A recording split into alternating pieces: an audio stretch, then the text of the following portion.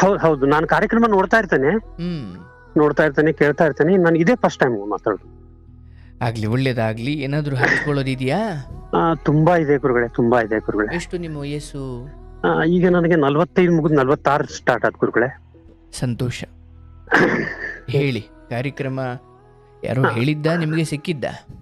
ನನಗೆ ಒಬ್ರು ಯಾರು ಹೇಳಿದ್ರು ಗುರುಗಳೇ. ಹಂಗೆ ನೋಡ್ತಾ ನಾನು ಯೂಟ್ಯೂಬ್ ನಲ್ಲಿ ನೋಡ್ತಾ ನಿಮ್ ಕಾರ್ಯಕ್ರಮ ನೋಡ್ತಾ ಇದ್ದೇನೆ ಗುರುಗಳೇ.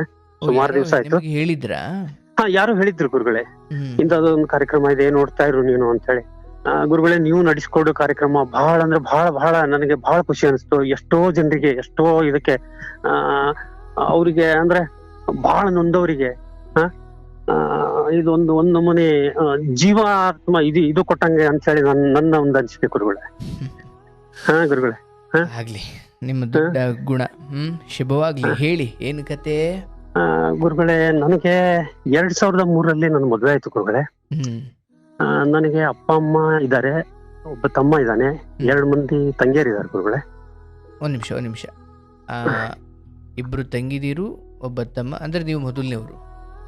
ನಾನು ಮೊದಲನೇವರು ಗುರುಗಳೇ. ಓಕೆ, ನಾನು ಮೊದಲನೇವರು. ಏನ್ ಓದಿದ್ದೀರಿ? ನಾನು ಆಗಿನ ಟೈಮ್ನಲ್ಲಿ SLC ಆಗಿದೆ ಗುರುಗಳೇ ನಂದು. SLC? ಹೌದು.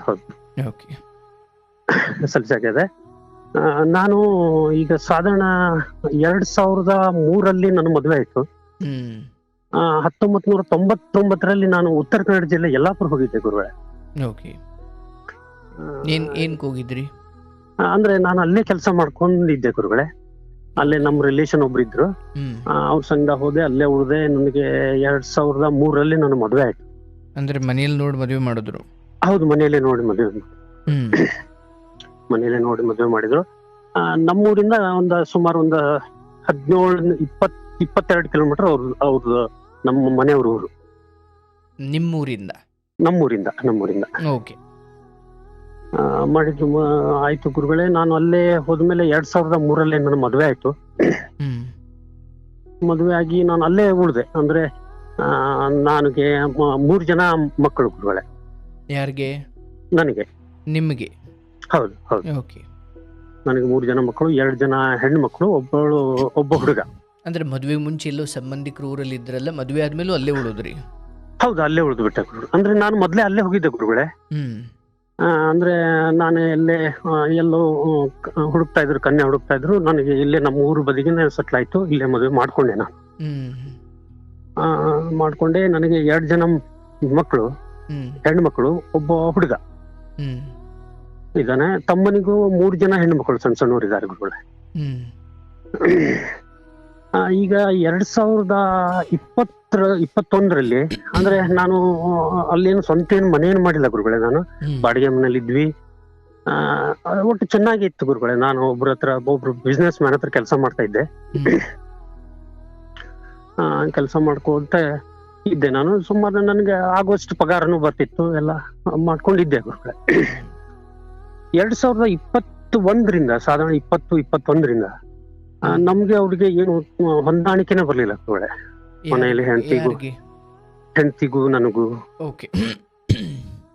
ಹೊಂದಾಣಿಕೆನೇ ಬರ್ಲಿಲ್ಲ. ಅವಳು ಎಲ್ಲೋ ಕೆಲ್ಸಕ್ಕೆ ಹೋಗ್ತೇನೆ ಅಂದ್ಲು. ಒಂದ್ ಸ್ವಲ್ಪ ದಿವಸ ನನಗೆ ಊರ್ ಬದಿಗೆ ಸ್ವಲ್ಪ ಜಮೀನಿನ ಪ್ರಾಬ್ಲಮ್ ಆಗಿತ್ತು ಗುರುಗಳೇ. ಈ ಕಡೆ ತಿರ್ತಾ ಇದ್ದೆ ನಾನು. ಕೆಲ್ಸಕ್ಕೆ ಹೋಗ್ತೇನೆ ಅಂದ್ರು. ಆಯ್ತು ಹೋಗು ನೀನು ಅಂತ ಹೇಳಿ ಕೆಲ್ಸಕ್ಕೆ ಕಳ್ಸಿದೆ ಗುರುಗಳೇ. ಅಂದ್ರೆ ಅಲ್ಲಿವರೆಗೂ ಯಾವಾಗ್ಲೂ ಕೆಲ್ಸಕ್ಕೆ ಹೋಗಿರ್ಲಿಲ್ಲ?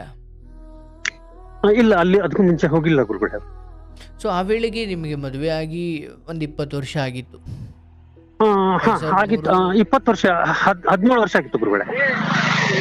ಓಕೆ, 17 ವರ್ಷ. ಓಕೆ, ಹೌದು 17 ವರ್ಷ ಆಗಿತ್ತು. ಕೆಲ್ಸಕ್ಕೆ ಹೋಗ್ತಾ ಇದ್ದವಾಗ ನಾನು ಊರ್ ಬದಿಗೆ ಇಲ್ಲೊಂದು ಜಮೀನಿನ ಪ್ರಕರಣ ಇತ್ತು. ಸ್ವಲ್ಪ ತಿರ್ಗಾಡ್ತಲ್ಲಿ ಇದ್ದೇನೆ ಗುರುಗಳೇ. ತಿರ್ಗಾಡ್ತಾ ಇದ್ದವ ಅವ್ರು ಕೆಲ್ಸಕ್ಕೆ ಹೊಂಟ್ರು. ಆಮೇಲೆ ಒಂದಕ್ಕೊಂದು ಸ್ಟಾರ್ಟ್ ಆಗ್ಬಿಡ್ತದು. ಅಂದ್ರೆ ನಾನು ಈ ಕಡೆ ತಿರ್ಗ್ಲಿಕ್ಕೆ ಅದೇ, ಅವರು ನಮ್ಮನೆ ಮಕ್ಕಳು ನೋಡ್ಕೊಂಡು ಅಲ್ಲಿವರೆಗೆ ಚೆನ್ನಾಗಿದ್ವಿ ಗುರುಗಳೇ. ನನಗೆ ಯಾಕೋ ಅವ್ರ ಮೇಲೆ ಸ್ವಲ್ಪ ಸಂಶಯ ಬರ್ಲಿಕ್ಕತ್ತು ಗುರುಗಳೇ. ಅಂದ್ರೆ ಅವ್ರ ಕೆಲ್ಸಕ್ಕೆ ಹೋಗಿ ಶುರು ಮಾಡಿದ್ಮೇಲೆ? ಹೌದು ಗುರುಗಳೇ. ಕೆಲ್ಸಕ್ಕೆ ಹೋಗೋದು ಶುರು ಮಾಡಿದ್ರು ಅವರು. ನನಗೆ ಒಂಚೂರು ಸ್ವಲ್ಪ ಸಂಶಯ ಬರ್ಲಿಕ್ಕತ್ತು. ನಾನು ಸ್ವಲ್ಪ ಸಂಶಯದಿಂದ ನೋಡ್ಕೊಳ್ಲಿಕ್ಕತ್ತೆ. ಅವರು ಆ ಲೆಕ್ಕದಲ್ಲಿ ಮೊದ್ಲು ಏನೋ ಗೊತ್ತಿಲ್ಲ ನನಗೆ. ಒಂಥರ ಈ ನಮ್ ಬದಿಗೆ ಅಂದ್ರೆ ಅಪ್ಪ ಅಮ್ಮನ ಬಗ್ಗೆ ಹೆಚ್ಚು ಕಾಳಜಿ ಇಲ್ಲ, ನಮ್ಮ ಅಪ್ಪ ಅಮ್ಮನ ಬಗ್ಗೆ, ಅತ್ತೆ ಇಲ್ಲಿ ಮಾವನ ಬಗ್ಗೆ. ಅತ್ತೆ ಮಾವನ ಬಗ್ಗೆ ಹೆಚ್ಚು ಕಾಳಜಿ ಇಲ್ಲ. ಹ್ಮ್ ನಮ್ದು ಇಲ್ಲಿ ಜಮೀನ್ ಇದೆ ಗುರುಗಳೇ, ಹ್ಮ್ ಸುಮಾರು ಒಂದು 10 ಎಕರೆ ಜಮೀನ್ ಇದೆ ಗುರುಗಳೇ. ಹಲೋ ಹಲೋ ಕೇಳಿಸ್ತಾ ಇದೆ, ನೀರು ಕುಡಿತಾ ಇದೆ, ಹೇಳಿ. ಒಂದು 10 ಎಕರೆ ಜಮೀನ್ ಇದೆ ಗುರುಗಳೇ ನಮ್ದು.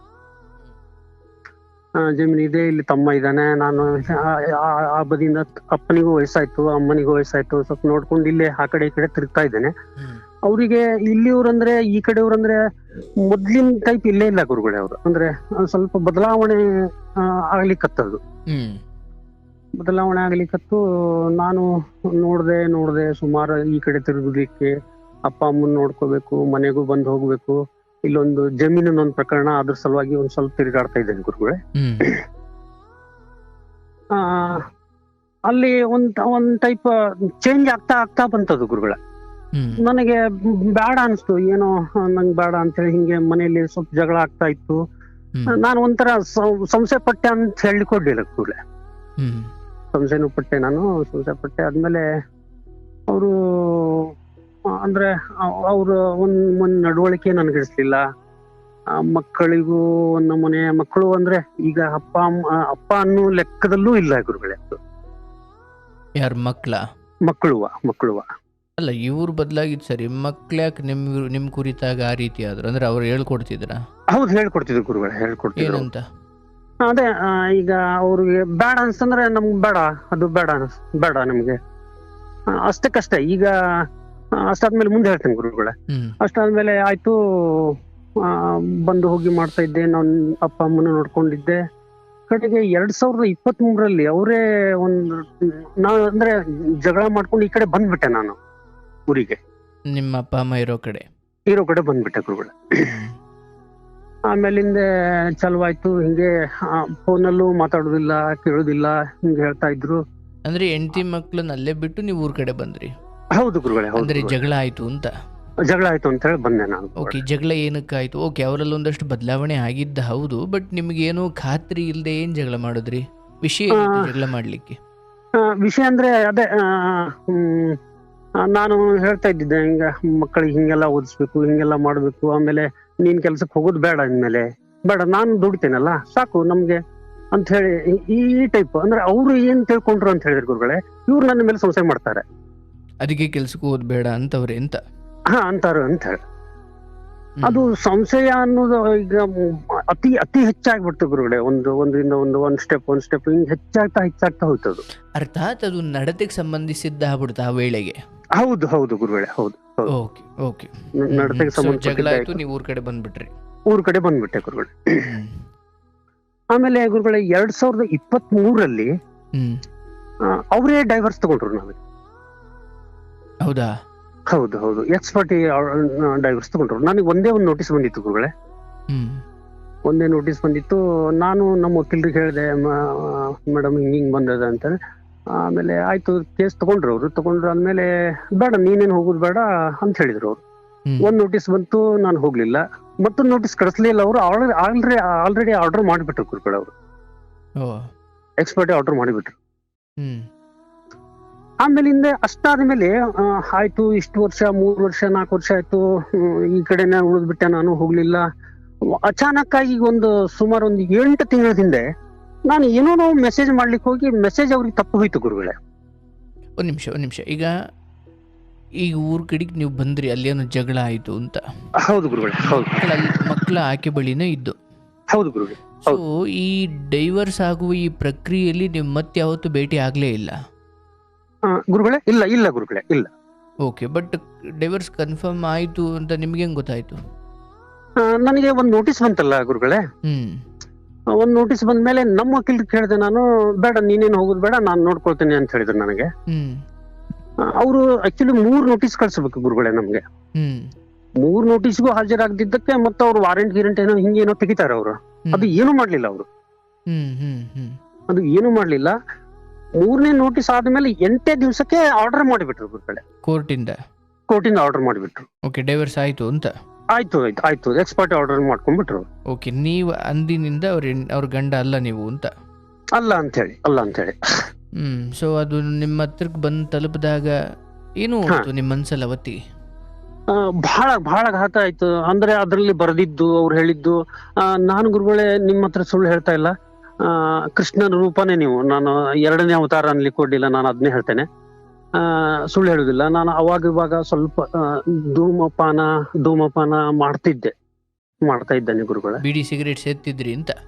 ಬೀಡಿ ಸಿಗರೇಟು, ಒಂದು ಎಣ್ಣೆನೂ ಹೊಡ್ತಿದ್ದೆ ಗುರುಗಳೇ ನಾನು. ಆಗಾಗಲೋ ಅಥವಾ ಡೈಲಿನೋ?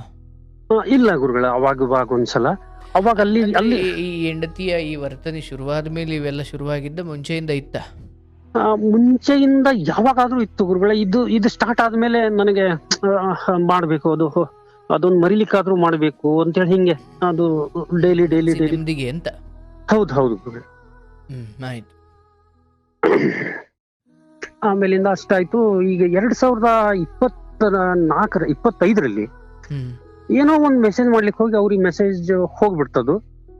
ಆ ಮೆಸೇಜ್ ಇಂದ ನಾನು ಮತ್ತೆ ಮೊದ್ಲಿನ ತರ ಇಲ್ಲ ಅಂತ ಹೇಳಿ ಏನೋ ನನಗೆ ಹೇಳಿದ್ಲು. ಡೈವರ್ಸ್ ಆದ್ಮೇಲೂ ಗುರುಗಳೇ ನನ್ನ ಎಂತ ಹುಚ್ಚಾನು ಅಂದ್ರೆ, ಡೈವರ್ಸ್ ಆದ್ಮೇಲೂ ನಾನು ಆ ಲೆಕ್ಕದಲ್ಲಿಲ್ಲ, ಹಿಂಗಿಲ್ಲ ಮೆಸೇಜ್ ಮಾಡ್ತಾ ಇದ್ರು. ಏನೇನೋ ಮೆಸೇಜ್ ಸುಮಾರು ಒಂದು 4 ತಿಂಗಳವರೆಗೂ ಹೋಯ್ತು ಗುರುಗಳೇ. ಯಾರು ಮಾಡಿದ್ದು? ನಾನು ಫಸ್ಟ್ ಒಂದು ಮೆಸೇಜ್ ಮಾಡಿದ್ದೆ ಅವರಿಗೆ. ಏನಂತ ಮಾಡಿದ್ರಿ? ಏನೋ ಒಂದು ಅಚಾನಕ್ ತಪ್ಪು ಹೋಯ್ತು ನನ್ನಿಂದ. ಅಂದ್ರೆ ನಾನು ನಿಮ್ಮನ್ನ ನೋಡ್ಬೇಕು ಅಂತ ಹೇಳಿ ಏನೋ ಮೆಸೇಜ್ ಮಾಡಿದ್ದೆ ನಾನು ಅವ್ರಿಗೆ. ಓಕೆ. ಆ ಕಡೆಯಿಂದ ಅದು ಮೆಸೇಜ್ ಚಾಲೂನ ಆಯ್ತು ಗುರುಗಳೇ. ನೀವ್ ಹೆಂಗಿದ್ದೀರಿ, ನಿಮ್ಮನ್ನ ನಾನು ನೋಡ್ಬೇಕು, ಬಹಳ ದಿವಸ ಆಯ್ತು, ನಾನ್ ನೋಡ್ಬೇಕು, ಹಿಂಗೇನೋ ಹೇಳ್ತಾ ಇದ್ರು. ಆಯ್ತು ಬರ್ತೇನೆ ನಾನು. ಮತ್ತೇನು ಡೈವರ್ಸು ಆಗ್ಬಿಟ್ಟಿದೆ ಅಂತಿದಿ ಅಂತ ಹೇಳಿದೆ ನಾನು. ಅಲ್ಲ, ಡೈವರ್ಸ್ ಆದ್ರೆ ಏನಾಯ್ತು, ಅದನ್ನ ಮತ್ತೆ ನಾವು ಹೆಂಗ್ ತಕೊಳ್ಬಹುದಲ್ಲ ಅಂತ ಹೇಳಿದ್ದವ್ರು ನನಗೆ. ಬಟ್ ಮಕ್ಳು ನೋಡೋ ಅವಕಾಶವು ನಿಮಗೆ ಕೊಟ್ಟಿರ್ಲಿಲ್ಲ ಗುರುಗಳೇ. ಕೊಟ್ಟಿರ್ಲಿಲ್ಲ ಅನ್ಲಿಕ್ಕೆ ನಾನು ಅಲ್ಲಿ ಹೋಗ್ಲೇ ಇಲ್ಲ. ಅಂದ್ರೆ ಅವ್ರಾದ್ರೂ ನನಗೊಂದು ಫೋನ್ ಆದ್ರೂ ಮಾಡ್ಬೇಕಲ್ಲ. ಇಷ್ಟು ದೊಡ್ಡ ಮಕ್ಳು ಇದ್ರು ನನಗೊಂದು ಫೋನು ಮಾಡ್ಲಿಲ್ಲ. ಓಹ್, ಮಕ್ಳು ಆ ವೇಳೆಗೆ ಎಷ್ಟು ದೊಡ್ಡವರು? ಈಗ ನನ್ ದೊಡ್ಡ ಮಗಳು ಸಾಧಾರಣ 20 ವರ್ಷ ಇರ್ಬೇಕು ಗುರುಗಳೇ ಅವರಿಗೆ. ಸೊ ಒಂದ್ ಸ್ವಲ್ಪ 2-3 ವರ್ಷ ಹಿಂದಕ್ಕೆ ಡೈವರ್ಸ್ ಕಾಲಕ್ಕೆ ಹೋದ್ರು ಕೂಡ ಅವ್ರಿಗೊಂದೇನು 16-17 ವರ್ಷ ಇರ್ಬೋದು ಗುರುಗಳೇ, ಇರ್ಬೋದು. ಈಗ ನನ್ ಮಗ ಫಸ್ಟ್ ಇಯರ್ ಹೋಗ್ತಾ ಇದ್ದಾನೆ ಗುರುಗಳೇ. ಒಂದ್ ಮಗಳು ಸೆಕೆಂಡ್ ಇಯರ್ ಮುಗಿದು ಡಿಗ್ರಿ ಹೋಗ್ತಾ ಇದ್ದಾಳೆ. ದೊಡ್ಡ ಮಗಳು ಗುರುಗಳೇ. ಓಕೆ, ಹೇಳಿ. ದೊಡ್ಡ ಮಗಳು ಡಿಗ್ರಿ ಮುಗಿದ. ಬಟ್ ಇವ್ರು ಯಾರಿಗೂ ನಿಮ್ ಬಗ್ಗೆ, ಅಂದ್ರೆ ಮಕ್ಕಳಿಗೆ ನಿಮ್ ಬಗ್ಗೆ ಆಸಕ್ತಿ ಅಥವಾ ಪ್ರೀತಿ ಅಥವಾ ಬಾಂಧವ್ಯ ಇರ್ಲಿಲ್ವಾ? ಇಲ್ಲ ಗುರುಗಳೇ, ಇಲ್ಲ ಗುರುಗಳೇ. ಯಾಕಂಗಾಯ್ತು? ಚಿಕ್ಕ ವಯಸ್ಸಲ್ಲಿ ನೀವು ಸಮಯ ಕೊಡ್ಲಿಲ್ವಾ ಅವ್ರಿಗೆ? ಸಮಯ ಕೊಟ್ಟಿದ್ದೇನೆ ಬಹಳ. ಅವರನ್ನ ಗುರುಗಳೇ, ನಾನ್ ನಿಮ್ಮ ಹತ್ರ ಸುಳ್ಳು ಹೇಳುದಿಲ್ಲ, ನಾನು ಅವ್ರನ್ನ ಎಕ್ದಮ್ ಟಾಪ್ ಲೆವೆಲ್ ಅಲ್ಲಿ ಓದಿಸಿದ್ದೇನೆ. ಕಷ್ಟ ಸಂದರ್ಭದಲ್ಲೂ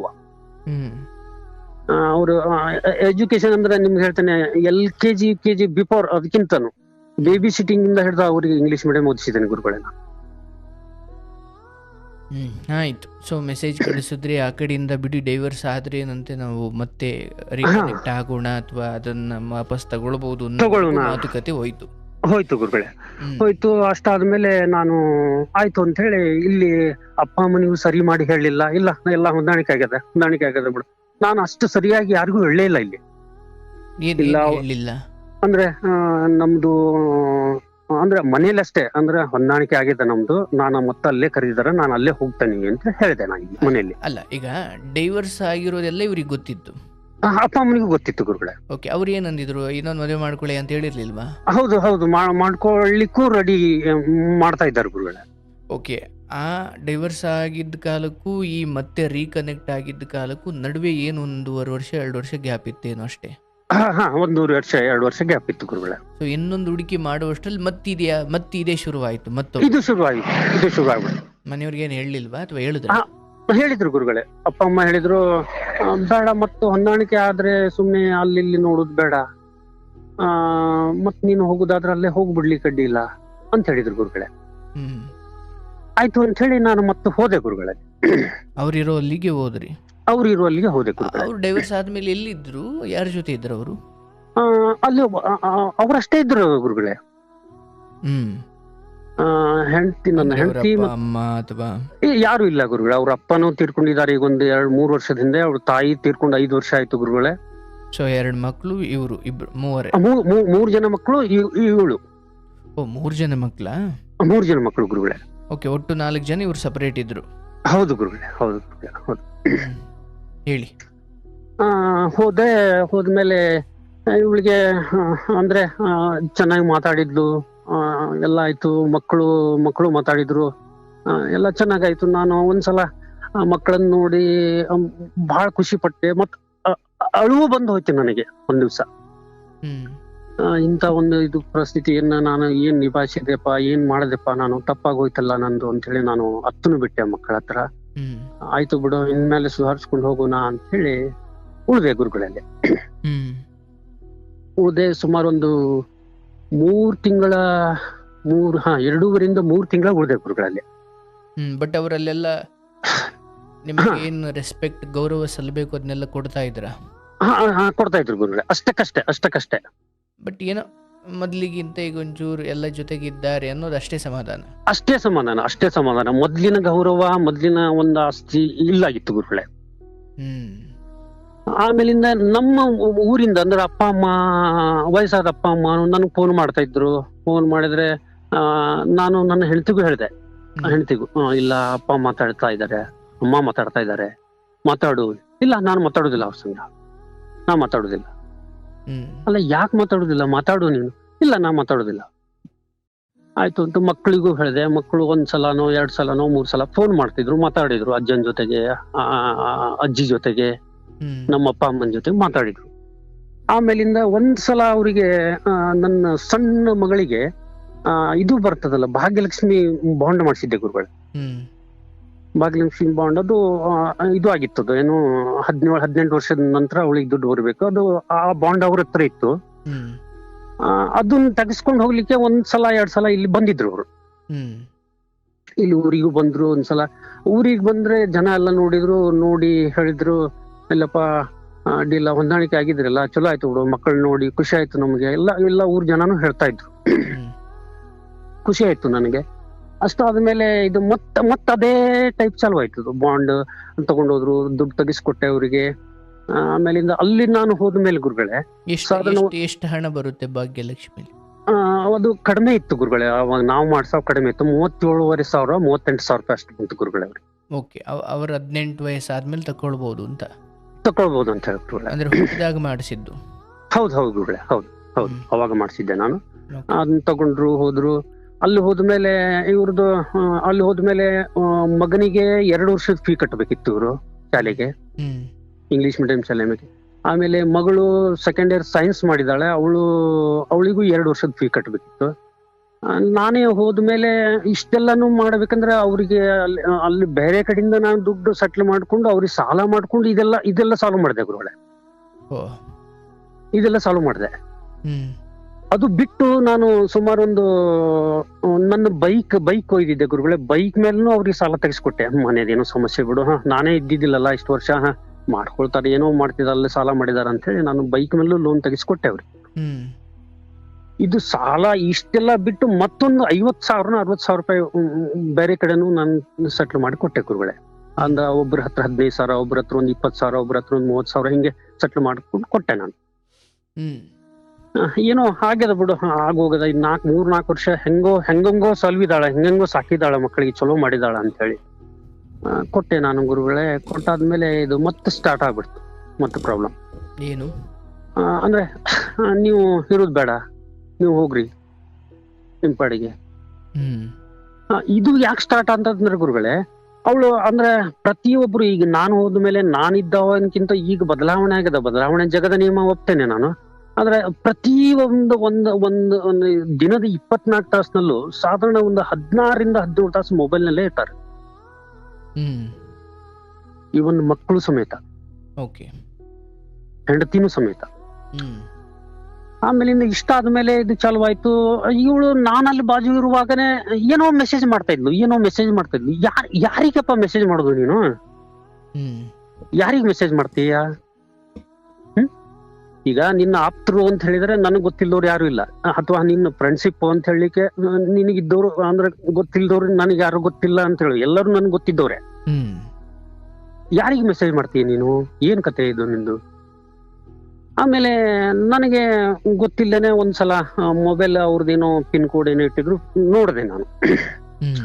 ನೋಡ್ದೆ ಅವ್ರದ್ದು ಏನೋ ಒಟ್ಟು ಬೇರೆ ಏನೋ ಕಲೆಕ್ಷನ್ ಇದೆ ಗುರುಗಳೇ. ಹ್ಮ್ ಅದು ಏನ್ ಕಲೆಕ್ಷನ್ ಏನು ಅಂತ ಹೇಳಿ ಗೊತ್ತಾಗ್ಲಿಲ್ಲ ನನಗೆ. ಅದು ಯಾರು ಏನು ಅಂತಾನು ಗೊತ್ತಾಗ್ಲಿಲ್ಲ. ಕಡೆಗೆ ಅಷ್ಟಾದ್ಮೇಲೆ ಅವಳು ನಾನು ಬೇಡ ಇನ್ನು ಬೇಡಪ್ಪ, ನಾನು ಇನ್ ಬರ್ಬಾರ್ದಲ್ಲ, ಇರಬಾರ್ದಲ್ಲ ನಾನು ಬೇಡ, ಹೋಗ್ಬಿಡ್ತೆ ನಾನು ಅಂತ ಹೇಳಿ ಎಲ್ಲ ಅಲ್ಲೇ ಬಿಟ್ಟು, ನಾನು ಇಲ್ಲಿಂದ ಬಟ್ಟೆ ಓದಿದ್ದೆ, ಅಲ್ಲಿ ನನ್ನ ಬಟ್ಟೆನೂ ಇತ್ತು, ಸುಮಾರು ಬಟ್ಟೆ ಇತ್ತು, ಸುಮಾರು ದಾಖಲೆಗಳು ನನ್ನ ಅಲ್ಲೇ ಇದ್ದಾವು. ಅಷ್ಟೆಲ್ಲ ಬೇಡ ಅಂತ ಹೇಳಿ ನಾನು ಅಲ್ಲಿಂದನೇ ಬಂದ್ಬಿಟ್ಟೆ ಗುರುಗಳೇ. ಅಲ್ಲಿಂದ ಬಂದ್ಬಿಟ್ಟೆ. ಬಂದಾದ್ಮೇಲೆ 3-4 ದಿವಸಕ್ಕೆ ನನಗೆ ಅವಳು ಫೋನ್ ಮಾಡಿ ಹೇಳ್ತಾಳೆ. ಇಲ್ಲ, ನನಗೆ ಬೇರೆ ಕಡೆನ ಸಂಪರ್ಕ ಇದೆ, ನಾನೇ ಮದುವೆ ಮಾಡ್ಕೊಳ್ತಾ ಇದ್ದೇನೆ. ಬೇರೆಯವ್ರ ಜೊತೆ? ಹೌದು ಹೌದು, ನೀವು ನೋಡಿದ್ದೆಲ್ಲ ಕರೆಕ್ಟ್ ಇದೆ, ಬೇರೆಯವ್ರ ಜೊತೆಗೆ ನಾನು ಮದುವೆ ಮಾಡ್ಕೊಳ್ತೇನೆ.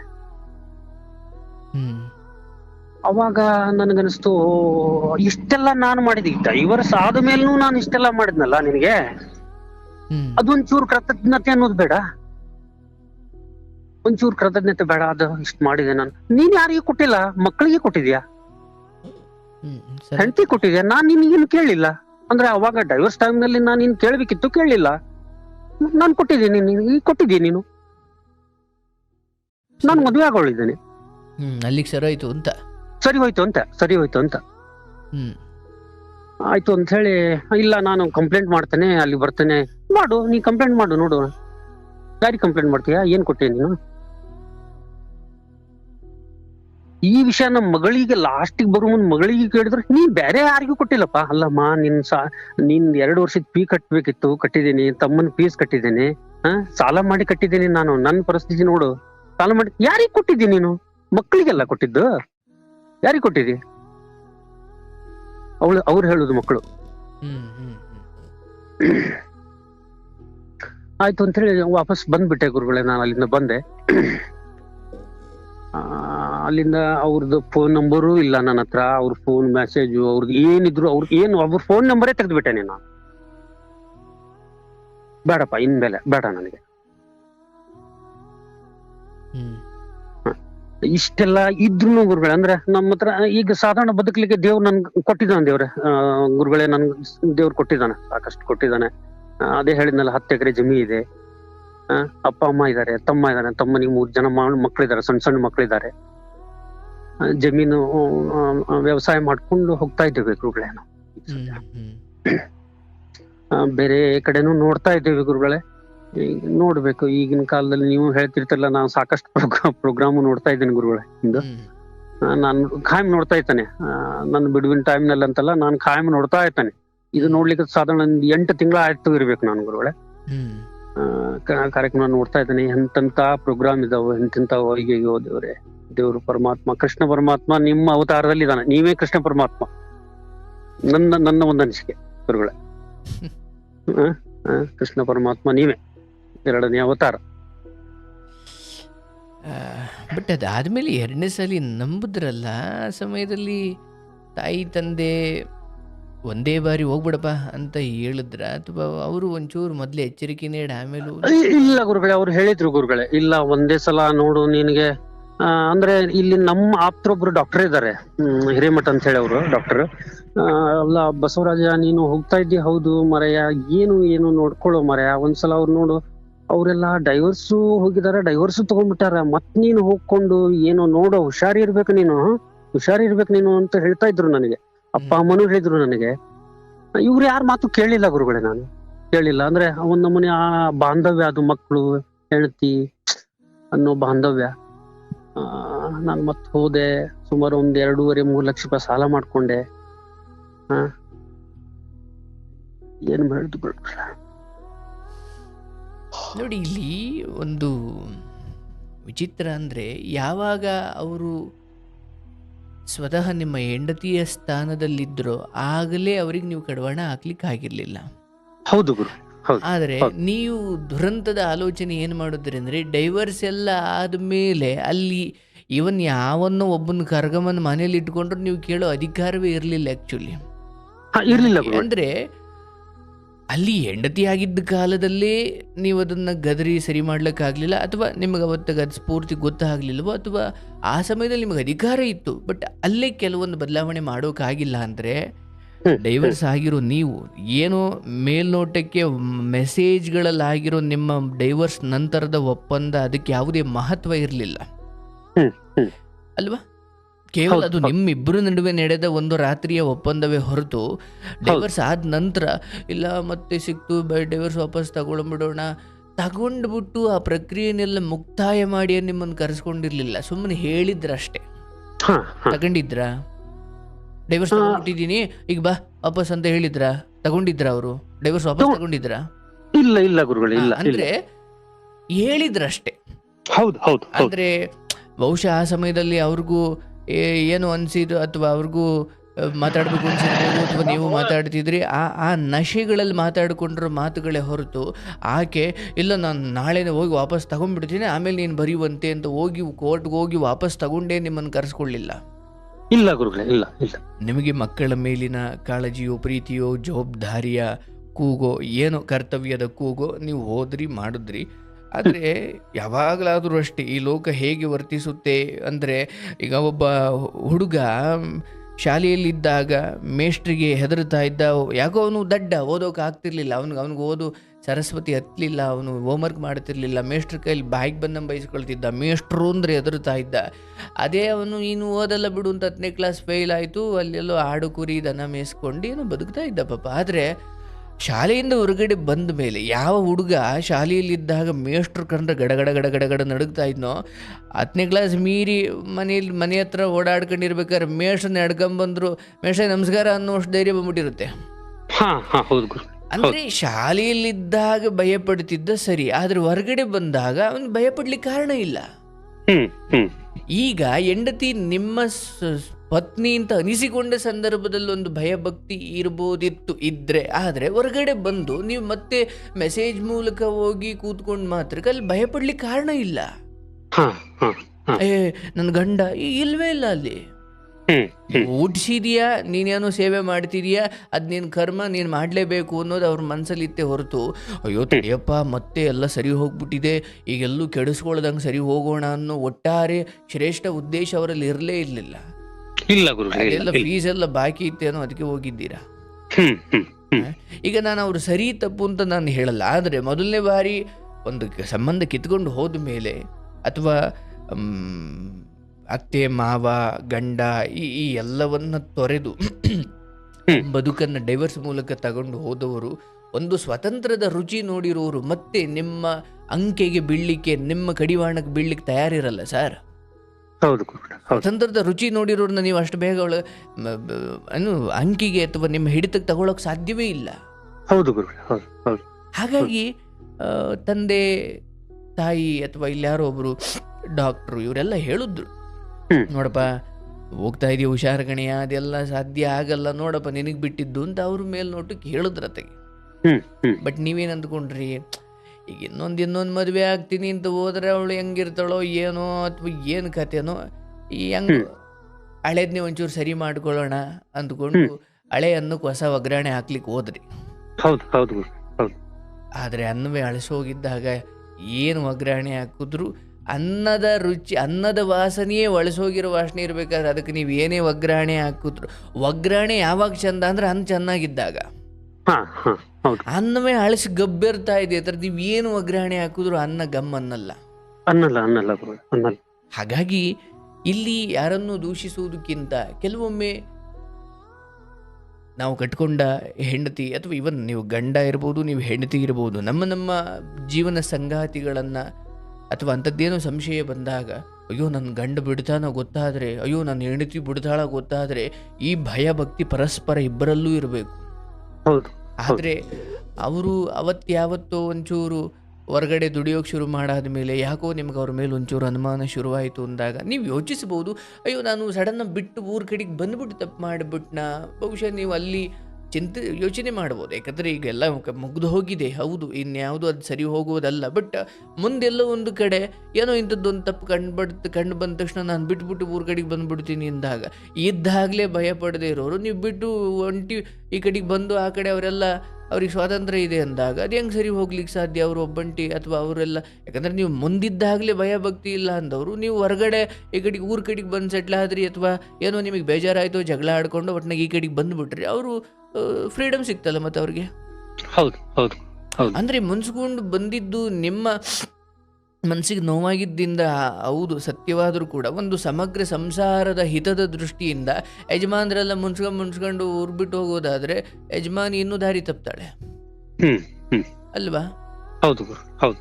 ಈಗ ಅಯ್ಯೋ ಈ ಮಕ್ಕಳೆಲ್ಲ ಗಲಾಟೆ ಮಾಡ್ತಾವಪ್ಪ, ನಾನು ಈ ಶಾಲೆಯಲ್ಲಿ ಇರಲ್ಲ, ನಾನು ಈ ಕ್ಲಾಸ್ ರೂಮಲ್ಲಿ ಇರಲ್ಲ ಅಂತ ಮೇಷ್ಟ್ರೆಲ್ಲ ಗಲಾಟೆ ಮಾಡ್ತವೆ ಅಂತ ಬಿಟ್ಟು ಸ್ಕೂಲ್ ಬಿಟ್ಟು ಹೋಗೋದಾದರೆ ಮಕ್ಕಳಿಗೆ ದೊಣ್ಣೆ ತಗೊಂಡ್ರೆ ಅವು ಸರಿ ಹೋಗೋದೇ ಹೊರತು ಮೇಷ್ಟ್ರು ನನಗೆ ಇವ್ರು ನಮ್ಗೆ ಅವಮಾನ ಮಾಡಿಬಿಟ್ರು ಅಥವಾ ಇವರು ಗಲಾಟೆ ಮಾಡ್ತಾರೆ ಅಂತ ಕ್ಲಾಸ್ ರೂಮ್ ಬಿಟ್ಟು ಹೋಗೋದಾದರೆ ಕ್ಲಾಸ್ ರೂಮ್ ಇನ್ನೂ ಹದಗೆಡುತ್ತೆ. ಹೌದು ಹೌದು. ಸೊ ಬದುಕಲ್ಲಿ ಇಂಥವೇನಾದರೂ ಬಂದಾಗ ಪಲಾಯನ ಮಾಡುವುದಿದೆಯಲ್ಲ, ಅದು ಪರಿಹಾರ ಅಲ್ಲ. ಅವ್ರು ಇನ್ನೂ ಬಾಲ ಬಿಚ್ಚುತ್ತಾರಲ್ವೇ? ಹೌದು. ಈ ಕಳ್ಳರೆಲ್ಲ ಬುದ್ಧಿ ಕಲಿಯಲ್ಲಪ್ಪ, ಈ ಕಳ್ಳರ ಕಾಟ ತಡೆಯೋಕ್ಕಾಗ್ತಾ ಇಲ್ಲ, ಅಥವಾ ಈ ಕೊಲೆಗಾರರು ಸುಳ್ಳುಗಾರರು ಅಥವಾ ಕೊಲೆಗಾರರು ಮೋಸಗಾರರು ಅಥವಾ ದರೋಡೆಕೋರರು ಇವ್ರನ್ನೆಲ್ಲ ನಮಗೆ ಆಗಲ್ಲಪ್ಪ, ನಮಗೆ ನೆಮ್ಮದಿ ಇಲ್ದಂಗೆ ಆಗ್ಬಿಟ್ಟಿದೆ ಅಂತ ಪೊಲೀಸ್ನವರೆಲ್ಲ ಊರು ಬಿಟ್ಟು ಹೋದರೆ ಕಳ್ಳರಿಗೆ ಇನ್ನೂ ಅವಕಾಶ ಕೊಟ್ಟಂಗೆ ಆಯ್ತಲ್ಲ. ಹಾಗಾಗಿ ಇಂತಹ ಸಮಸ್ಯೆಗಳು ಬಂದಾಗ, ಇವನ್ ನೀವು ಒಬ್ಬರು ರೈತರಾಗಿದ್ದೀರಿ, ಹೊಲ ಏನೋ ಬೆಳೆ ಬೆಳೆದಿದ್ದೀರಿ, ಅದಕ್ಕೇನೋ ಒಂದು ಕ್ರಿಮಿಗಳು ಅಥವಾ ಕೀಟಗಳು ಅಥವಾ ಏನೋ ಕಳೆ ಬಂದುಬಿಡ್ತು, ಇದು ಏನಪ್ಪ ಎಷ್ಟು ಹಾಕಿದ್ರು ಈ ಕಳೆಗಳು ಬರ್ತವೆ ಅಥವಾ ಏನೋ ಹುಳುಗಳು ಹತ್ಬಿಟ್ಟಿದ್ದಾವೆ ಅಥವಾ ಏನೋ ಕ್ರಿಮಿಗಳು ಬಂದು ಬೆಳಿಗ್ಗೆ ಸೇರ್ಕೊಂಡ್ಬಿಟ್ಟಿದ್ದಾವೆ ಅಂತ ನೀವು ಕೈ ಸೋಸಿಬಿಟ್ಟು ಅಲ್ಲಿ ಬಿಟ್ಟು ಹೋದ್ರೆ ಅವಿನ್ನೂ ಜಾಸ್ತಿ ಮಾಡ್ತವೆ. ಅದಕ್ಕೆ ಏನು ಔಷಧಿ ಅಂತ ಇರುತ್ತೆ, ಕೀಟನಾಶಕ, ಕೊಳೆನಾಶಕ ಅಥವಾ ಏನೋ ಇರುತ್ತಲ್ಲ. ಅಂದ್ರೆ ಅಲ್ಲಿ ನಿಂತು ಅದನ್ನ ಹೋರಾಡೋದ್ರಿಂದಲೇ ಪರಿಹಾರ ಅಥವಾ ಅದನ್ನ ಆ ಕೀಟನಾಶಕ ಹೊಡೆದು ನಾಶ ಮಾಡೋದ್ರಿಂದ ಬೆಳೆ ಉಳಿಸ್ಕೊಳ್ಬೋದೇ ಹೊರತು ಆ ಕೀಟನಾಶಕಗಳು ಮೇಲಿನ ಮೇಲೆ ಬರ್ತಾವೆ ಅಥವಾ ನೋವು ಕೊಟ್ಬಿಟ್ಟು ನಂಗೆ ಮನಸ್ಸಿಗೆ ಬೇಜಾರಾಯಿತು ಅಂತ ಹೊಲ ಬಿಟ್ಟು ಹೋಗೋದಾದ್ರೆ ಆ ಬೆಳೆ ಎಲ್ಲ ಕೀಟದ ಬಾಲು ಅಲ್ವಾ? ಹಾಗಾಗಿ ಇಲ್ಲೂ ಅಷ್ಟೇ, ಆಕೆ ಅವತ್ತು ಈಗ ನಿಮಗೆ ಒಂದು ಕ್ಷಣ ಸುಮ್ಮನೆ ಆಲೋಚನೆ ಮಾಡಿ ಅವತ್ತು ನಾನು ಊರ ಕಡೆಗೆ ಬಂದು ತಪ್ಪು ಮಾಡಿಬಿಟ್ನಾ ಅಂತ ಸುಮ್ಮನೆ ನಿಮಗೆ ಬಿಟ್ಟಿದ್ದೆ. ಯಾಕಂದರೆ ಅಲ್ಲೇ ಇದ್ದಿದ್ರೆ ಅದು ಸರಿ ಹೋಗ್ತಿತ್ತೆ ಅಥವಾ ಹೋಗ್ತಿತ್ತು ಅಂತ ನಾನು ಸ್ಪಷ್ಟವಾಗಿ ಹೇಳಲ್ಲ, ಬಟ್ ನೀವಿನ್ನೂ ಏನಾದರೂ ಪ್ರಯತ್ನ ಮಾಡ್ಬೋದಿತ್ತು, ಏನೋ ಗೊತ್ತಿಲ್ಲ. ಯಾಕಂದರೆ ನಿಮಗೆ ಆಕೆ ಯಾವನೊಂದಿಗೂ ಸಂಪರ್ಕದಲ್ಲಿದ್ದಾಳೆ, ಅವನು ಯಾವನೊಂದು ಬಂದು ಹೋಗ್ತಿದ್ದಾನೆ ಅಥವಾ ಇನ್ನೇನೋ ಅಂತ ಯಾವ ಖಾತ್ರಿನೂ ನಿಮಗಿರಲಿಲ್ಲ. ನಿಮಗೆ ಸುಮ್ಮನೆ ಯಾಕೋ ಅತ್ತೆ ಮಾವನ ಕಡೆ ಗಮನ ಇಲ್ಲ ಅಥವಾ ಯಾಕೋ ಗಂಡನ ಕಡೆ ಗಮನ ಇಲ್ಲ, ಸಂಸಾರದ ಕಡೆ ಗಮನ ಇಲ್ಲ ಅಂತ ಏನ್ಗೂ ನಿಮ್ಗೆ ಹಂಗೆ ಅನ್ಸಿರ್ಬೋದು. ಬಟ್ ನೀವು ಹೇಳಿ, ನಿಮಗೆ ಅಂತಹ ದೊಡ್ಡ ಪ್ರೂಫ್ ಸಿಕ್ಕಿತ್ತಾ? ಇಲ್ಲ ಗುರುಗಳೇ, ಇಲ್ಲ. ಅದ್ ಹೆಂಗ್ ಓಡ್ಬಂದ್ಬಿಟ್ರಿ? ನೋಡಿ, ಅದೇ ಅಂದ್ರೆ ಈಗ ಅದು ಮುಗಿದೋಗಿದೆ, ಅದು ಬೇರೆ ಬಿಡಿ. ಆದರೆ ಹಾಗೆ ನಾನು ಮೇಲ್ನೋಟಕ್ಕೆ ನನಗೆ ಗಮನಕ್ಕೆ ಒಂಚೂರು ಏನೋ ಅನಿಸ್ತು ಅನ್ನೋ ಮಾತ್ರಕ್ಕೆಲ್ಲ ನಾನು ಆ್ಯಕ್ಷನ್ ತಗೊಳಕ್ ಶುರು ಮಾಡಿಬಿಟ್ರೆ ನಾವು ಎಲ್ಲೂ ನಿಲ್ಲಂಗಿಲ್ಲ. ಇವನ್ ನಾಳೆ ನೀವು ಇನ್ನೊಂದು ಮದುವೆ ಆಗ್ತೀರಾ, ಅಲ್ಲೂ ಏನೋ ಮೊದಲನೇದೇ ಹಿಂಗೆ, ಎರಡನೇದು ಏನೋ ನಾನು ಒಂದು ಮದುವೆ ಆದೆ ಅಂತ ಆಗ್ಬೇಕಷ್ಟೆ ಅಲ್ವಾ? ಸೊ ಹಾಗಂತ ಎರಡನೇದು ಚೆನ್ನಾಗಿರಲ್ಲ, ಒಳ್ಳೇದಾಗಲ್ಲ ಅಂತ ನಾನು ಹೇಳಲ್ಲ, ಒಳ್ಳೇದಾಗಲಿ. ಆದರೆ ಹೀಗೆ ಏನೋ ಅಲ್ಲೂ ಒಂದು ಸಮಸ್ಯೆ ಕಂಡು ಈ ಥರ ನಡತೆ ವಿಚಾರ ಬರದೇ ಇರ್ಬೋದು, ಇನ್ನೇನೋ ಒಂದು ಅವಳಿಗೆ ಅಡುಗೆ ಮಾಡೋಕ್ಕೆ ಬರದೇ ಇರ್ಬೋದು ಅಥವಾ ಮನೆ ಕ್ಲೀನಾಗಿ ಇಟ್ಕೊಳಕ್ಕೆ ಬರದೇ ಇರ್ಬೋದು. ಸೊ ಏನಾದರೂ ಅಂಥದ್ದು ಕಂಡು ಬಂದಾಗ ಜೊತೆಯಲ್ಲಿದ್ದು ಹೊಡೆದೋ ಬಡ್ದೋ ಬುದ್ಧಿ ಹೇಳೋ ತಿದ್ದಬೇಕೆ ಹೊರತು ಅಯ್ಯೋ ಹಿಂಗೆ ಮಾಡಿಬಿಟ್ಲು ಅಂತ ನಾನು ಬಿಟ್ಟು ಬರೋದಾದರೆ ಅವ್ರು ಇನ್ನೂ ಅದನ್ನು ಜಾಸ್ತಿ ಮಾಡ್ತಾರೆ ಹೊರತು ಅದು ಪರಿಹಾರ ಅಲ್ಲ. ಸೊ ಜೀವನದಲ್ಲಿ ಇದೊಂದು ಪಾಠ ಇರಲಿ. ನಾವೆಲ್ಲರೂ ಒಂದು ದಿವಸ ಹೋಗೋದು ಯಾರಿಂದಲೂ ಬರಲ್ಲ. ಗಂಡನಿಂದ ಹೆಂಡತಿ ಹೋಗಲ್ಲ, ಹೆಂಡತಿಯಿಂದ ಗಂಡು ಹೋಗಲ್ಲ. ನಮ್ಮ ಕರ್ಮಗಳಿಗೆ ತಕ್ಕಂತೆ ಯಾರು ಬರಬೇಕು, ಎಷ್ಟು ದಿನ ಇರಬೇಕು, ಅದೆಲ್ಲ ವಿಧಿಯಾಟ ಸರ್. ನಾವೆಲ್ಲ ಸುಮ್ಮನೆ ಅಂದುಕೊಳ್ತೀವಿ ಅಷ್ಟೇ. ಇವ್ರು ಯಾಕೆ ಹಿಂಗೋ ಹಂಗೆ ಹಾಕೋದ್ರು, ಹಿಂಗೆ ಯಾಕೆ ಬಂದರು, ಇವ್ರು ಯಾಕೆ ನಂಗೆ ಬೆನ್ನಿ ಚೂರಿ ಹಾಕಿದ್ರು, ಅಯ್ಯೋ ಇವ್ರು ಯಾಕೆ ಸಾಲ ವಾಪಸ್ ಕೊಡಲೇ ಇಲ್ಲ, ಇವ್ರು ಯಾಕೆ ನನ್ನ ಹತ್ರ ದುಡ್ಡು ತಗೊಂಡು ವಾಪಸ್ ಕೊಡಲಿಲ್ಲ. ನಮ್ಮ ಋಣಗಳನ್ನು ನಾವು ತೀರಿಸ್ತಾ ಇದ್ದೀವಿ ಅಷ್ಟೇ. ಹಿಂಗೆ ಅಂದ್ಕೊಂಡ್ಬಿಟ್ರೆ ಜೊತೆ ಇರೋರಿಗೆ ಇವತ್ತು ಅಪ್ಪ ಅಮ್ಮ ಇದ್ದಾರೆ, ತಮ್ಮ ಇದ್ದಾರೆ ಅಥವಾ ಅಣ್ಣ ಇದ್ದಾರೆ, ಅಣ್ಣನ ಮಕ್ಕಳು ತಮ್ಮನ ಮಕ್ಕಳು ಯಾರೋ ಇದ್ದಾರೆ, ಇವರು ಜೊತೆ ಇದ್ದಾರಲ್ಲ, ಇವರಿಗೆ ಭರಪೂರ ಪ್ರೀತಿ ಕೊಡೋಣ. ಯಾರಿಗೆ ನಿಮ್ಮ ಪ್ರೀತಿ ಬೇಡ, ಯಾರಿಗೆ ನಿಮ್ಮ ಸಾನ್ನಿಧ್ಯ ಬೇಡ, ಯಾರಿಗೆ ನೀವು ಹತ್ರ ಇರೋದು ಇಷ್ಟ ಇಲ್ಲ, ಅವ್ರಿಗೋಸ್ಕರ ಕೊರಗುತ್ತಾ ಕೂತ್ಕೊಳ್ಳೋದಕ್ಕಿಂತ ಒಂದು ಸಮಾಧಾನವಾಗಿ ಅಂದ್ಕೊಳ್ಬೋದು, ಹೌದಪ್ಪ ಅವ್ರ ಜೊತೆ ಇದ್ದಿದ್ದು ನಂದು ಇಷ್ಟೇ ಋಣ. ಈಗ ಇನ್ನೂ ನನ್ನ ಜೊತೆ ಯಾರಿದ್ದಾರೆ ಅವ್ರಿಗೆ ಪ್ರೀತಿ ಕೊಡೋಣ, ಅವರಿಗೆ ಬದುಕೋಣ, ಅವ್ರನ್ನ ನಗಿಸೋಣ, ಅವ್ರಿಗೋಸ್ಕರ ಜೀವನ ಸಮರ್ಪಣೆ ಮಾಡೋಣ. ಬಟ್ ಯಾರು ಹಗ್ಗ ಕಿತ್ಕೊಂಡು ಹೋಗಿದ್ದಾರೋ, ಯಾರು ಗೂಟ ಕಿತ್ಕೊಂಡು ಹೋಗಿದ್ದಾರೋ ಅವ್ರನ್ನ ಹುಡುಕಾಡೋದ್ರಲ್ಲಿ ಅವ್ರು ಎಲ್ಲಿ ಯಾವ ಬೇಲಿ ಸಂದಿದ್ದಾರೆ, ಎಲ್ಲೋದ್ರು, ಯಾವ ಹೊಲಕ್ಕೆ ಹೋದ್ರು, ಎಲ್ಲಿ ಮೇಯ್ತವ್ರೆ, ನಾವು ಇದನ್ನ ನೋಡ್ಕೊಂಡು ಹೋದರೆ ನಿಮಗೋಸ್ಕರ ಕಾಯ್ತಿರೋರಿಗೆ ನೀವು ಮೋಸ ಮಾಡ್ದಂಗೆ. ಹಾಗಾಗಿ ಆಯಿತು, ಈ 2ನೇ ಬಾರಿ ಹೋದಾಗ ಮಕ್ಳಿಗೆ ಫೀಸ್ ಕಟ್ತೆ, ಅದು ಮಾಡಿದೆ ಇದು ಮಾಡಿದೆ, ಹೆಚ್ಚು ಕಡಿಮೆ ಆ ಹೆಣ್ಮಕ್ಳು ಹೇಳಿದ್ದು ಸರಿನೇ. ನೀವು ನಿಮ್ಮ ಕರ್ತವ್ಯ ಆ ಋಣ ಉಳಿಸ್ಕೊಳ್ಳೋದಂಗೆ ಏನೋ ಮಿನಿಮಮ್ ಏನು ಮಾಡ್ಬೋದು ತಂದೆಯಾಗಿ ಮಾಡಿದ್ದೀರಾ. ದೇವರು ನಿಮಗೆ 2ನೇ ಸಾರಿ ಆ ಸಂಬಂಧದೊಳಗಡೆ ನುಸುಳಲಿಕ್ಕೆ ಅವಕಾಶ ಕೊಟ್ಟಿದ್ದು ಅಥವಾ ನೀವು ಅಲ್ಲಿಗೆ ಹೋಗಿದ್ದು ನನ್ನ ಪ್ರಕಾರ ಆ ಮಕ್ಕಳಿಗೆ ಒಂಚೂರು ಏನೋ ಮುಂದಕ್ಕೆ ದಾರಿ ಆಗಬೇಕಿತ್ತು. ನಿಮ್ಮನ್ನು ಒಂದು ಉಪಕರಣವಾಗಿ ದೇವರು ಬಳಸ್ಕೊಂಡಿದ್ದಾನಷ್ಟೇ. ಯಾಕಂದ್ರೆ ಫೀಸ್ ಗೀಸ್ ಎಲ್ಲ ಕಟ್ಟಿದ್ರಲ್ಲ. ಹೌದು ಗುರುಗಳೇ, ಹೌದು. ಅಯ್ಯೋ ಇಷ್ಟೆಲ್ಲ ಕರ್ಸ್ಕೊಂಡ್ಬಿಟ್ಟು ಫೀಸ್ ಕಟ್ಟಿಸ್ಕೊಂಡ್ಬಿಟ್ಟು ಈಗ ಹಿಂಗಂತವ್ರಲ್ಲಪ್ಪ ಅಂತ ಅನ್ನಕ್ಕಾಗಲ್ಲ. ಯಾಕೆ? ಅದೀಗ ನಿಮ್ಮ ಸ್ವಂತ ಪ್ರಾಪರ್ಟಿ ಅಲ್ಲ. ಹೌದು ಹೌದು ಏನೋ ನೀವು ಮಾತಾಡ್ಕೊಂಡು ಮೆಸೇಜಲ್ಲಿ ಹೋಗಿದ್ರಿ ಅನ್ನೋದು ಬಿಟ್ಟರೆ ಅದಕ್ಕೆ ಯಾವುದೇ ಅಗ್ನಿಸಾಕ್ಷಿಯಾಗಿ ಅಥವಾ ಕಾನೂನಾತ್ಮಕವಾದ ಮನ್ನಣೆ ಇಲ್ಲ. ಯಾಕಂದ್ರೆ ಅವರ ಅಲ್ಲಿ ಡೈವರ್ಸ್ ತಗೊಂಡಿರೋರು. ಹೌದು ಹೌದು. ಅಲ್ಲ, ಒಂದು ಹೆಣ್ಣು ಫೋನ್ ಮಾಡಿ ನಾನು ಇನ್ನೊಬ್ಬನ ಜೊತೆ ಮದುವೆ ಆಗ್ತಿದ್ದೀನಿ ಅಂತ ನಿಮ್ಮ ಹೆಂಡ್ತೀನಿ ನಿಮಗೆ ಹೇಳಿದಾಗ ಅದು ಇನ್ನೇನು ಎಷ್ಟು ಮುಂದೆ ಹೋಗಿರ್ಬೇಕು ನೀವು ಯೋಚನೆ ಮಾಡಿ. ಈಗ ಮಕ್ಕಳು ಆ 20-23-20ಕ್ಕೆ ಬಂದು ನಿಂತಾಗ ಅದು ಹೆಂಗ ನಿರ್ಧಾರ ತಾಣದವರು ಗೊತ್ತಿಲ್ಲ. ಆಯ್ತು, ನಿಮಗೆ ಈಗಲಾದ್ರೂ ನೀವು ಅದನ್ನ ಸಂಪೂರ್ಣ ಬಿಟ್ಟಿದ್ದೀರಾ? ಬಿಟ್ಟಿದ್ದೇನೆ ಗುರುಗಳೇ, ಬಿಟ್ಟಿದ್ದೇನೆ. ಮತ್ತೆ ಕರೆದ್ರು ಹೋಯ್ತಿರೋ? ಇಲ್ಲ ಗುರುಗಳೇ, ಇಲ್ಲ. ನೋಡಿ ಇನ್ನೊಂದ್ಸಲಿ ಹೋಯ್ತಿರೇನು? ಇಲ್ಲ ಗುರುಗಳೇ, ಇಲ್ಲ ಹೋಗುದಿಲ್ಲ. ಯಾಕೆ ಹೋಗಲ್ಲ? ಬೇಡ ಗುರುಗಳೇ, ಇನ್ಮೇಲೆ ಬೇಡ. ಬಟ್ ನನಗೆ ದುರಂತ ಅನ್ಸಿದ್ದು ಮಕ್ಕಳಿಗೂ ಕೂಡ ನಿಮ್ ಕುರಿತಾಗಿ ಒಬ್ಬರಾದ್ರು 3ರಲ್ಲಿ ಒಬ್ಬರಾದ್ರು ನೀರಪ್ಪ ಅಂತ ಹೇಳಿಲ್ವಲ್ಲ, ಅದು ದುರಂತ. ಅದೇ ದುರಂತ ಗುರುಗಂಡೆ, ದೊಡ್ಡ ದುರಂತ. ಅಂದ್ರೆ ಅವ್ರಿಗೂ ನಿಮ್ಗೆ ಯಾಕೆ ಅಷ್ಟು ಗ್ಯಾಪ್ ಆಯ್ತು? ಅಂದ್ರೆ ಚಿಕ್ಕ ವಯಸ್ಸಲ್ಲಿ ಅಂದ್ರೆ ತಂದೆ ಅಂದ್ರೆ ಮಗಳದಿರಿಗೆ ಅದೊಂದು ಅದ್ಭುತ. ತುಂಬಾ ಪ್ರೀತಿ ಗುರುಗಳೇ, ನಾನು ಮಕ್ಕಳಂದ್ರೆ ಬಹಳ ಪ್ರೀತಿ. ನನ್ನ ತಮ್ಮನಿತ್ತು ಸರಿ, ಅವ್ರಿಗಿರ್ಲಿಲ್ವಾ ಅಂತ? ಅದು ಹೆಂಗಂತ ನನಗೆ ಇನ್ನು ಮಟ ಅದು ಯಾವ ಲೆಕ್ಕದಲ್ಲಿ ಅವಳನ್ನ ಅಂದ್ರೆ ಅವಳು ಮಕ್ಕಳನ್ನು ತಿದ್ದಿದಾಳೋ ಏನು ಅಂತ ನನಗೆ ಇನ್ನು ಮಟನೂ ಗೊತ್ತಾಗ್ತಿಲ್ಲ ಗುರುಗಳೇ. ಇಲ್ಲಾಂದ್ರೆ ಅವರು ಮಕ್ಕಳು ಅಂದ್ರೆ ನನ್ಗೆ ಅಪ್ಪ ಅಂದ್ರೆ ಬಹಳ ಪ್ರೀತಿ, ಅವರು ಬಹಳ ಪ್ರೀತಿ. ಹೆಣ್ಣು ಮಕ್ಕಳು 2 ಜನ. ನಾನು ಅವಾಗ ಹೇಳ್ತಿದ್ದೆ, ಅಮ್ಮ ನೀನು ಒಬ್ಬಳು IAS ಮಾಡ್ಬೇಕು.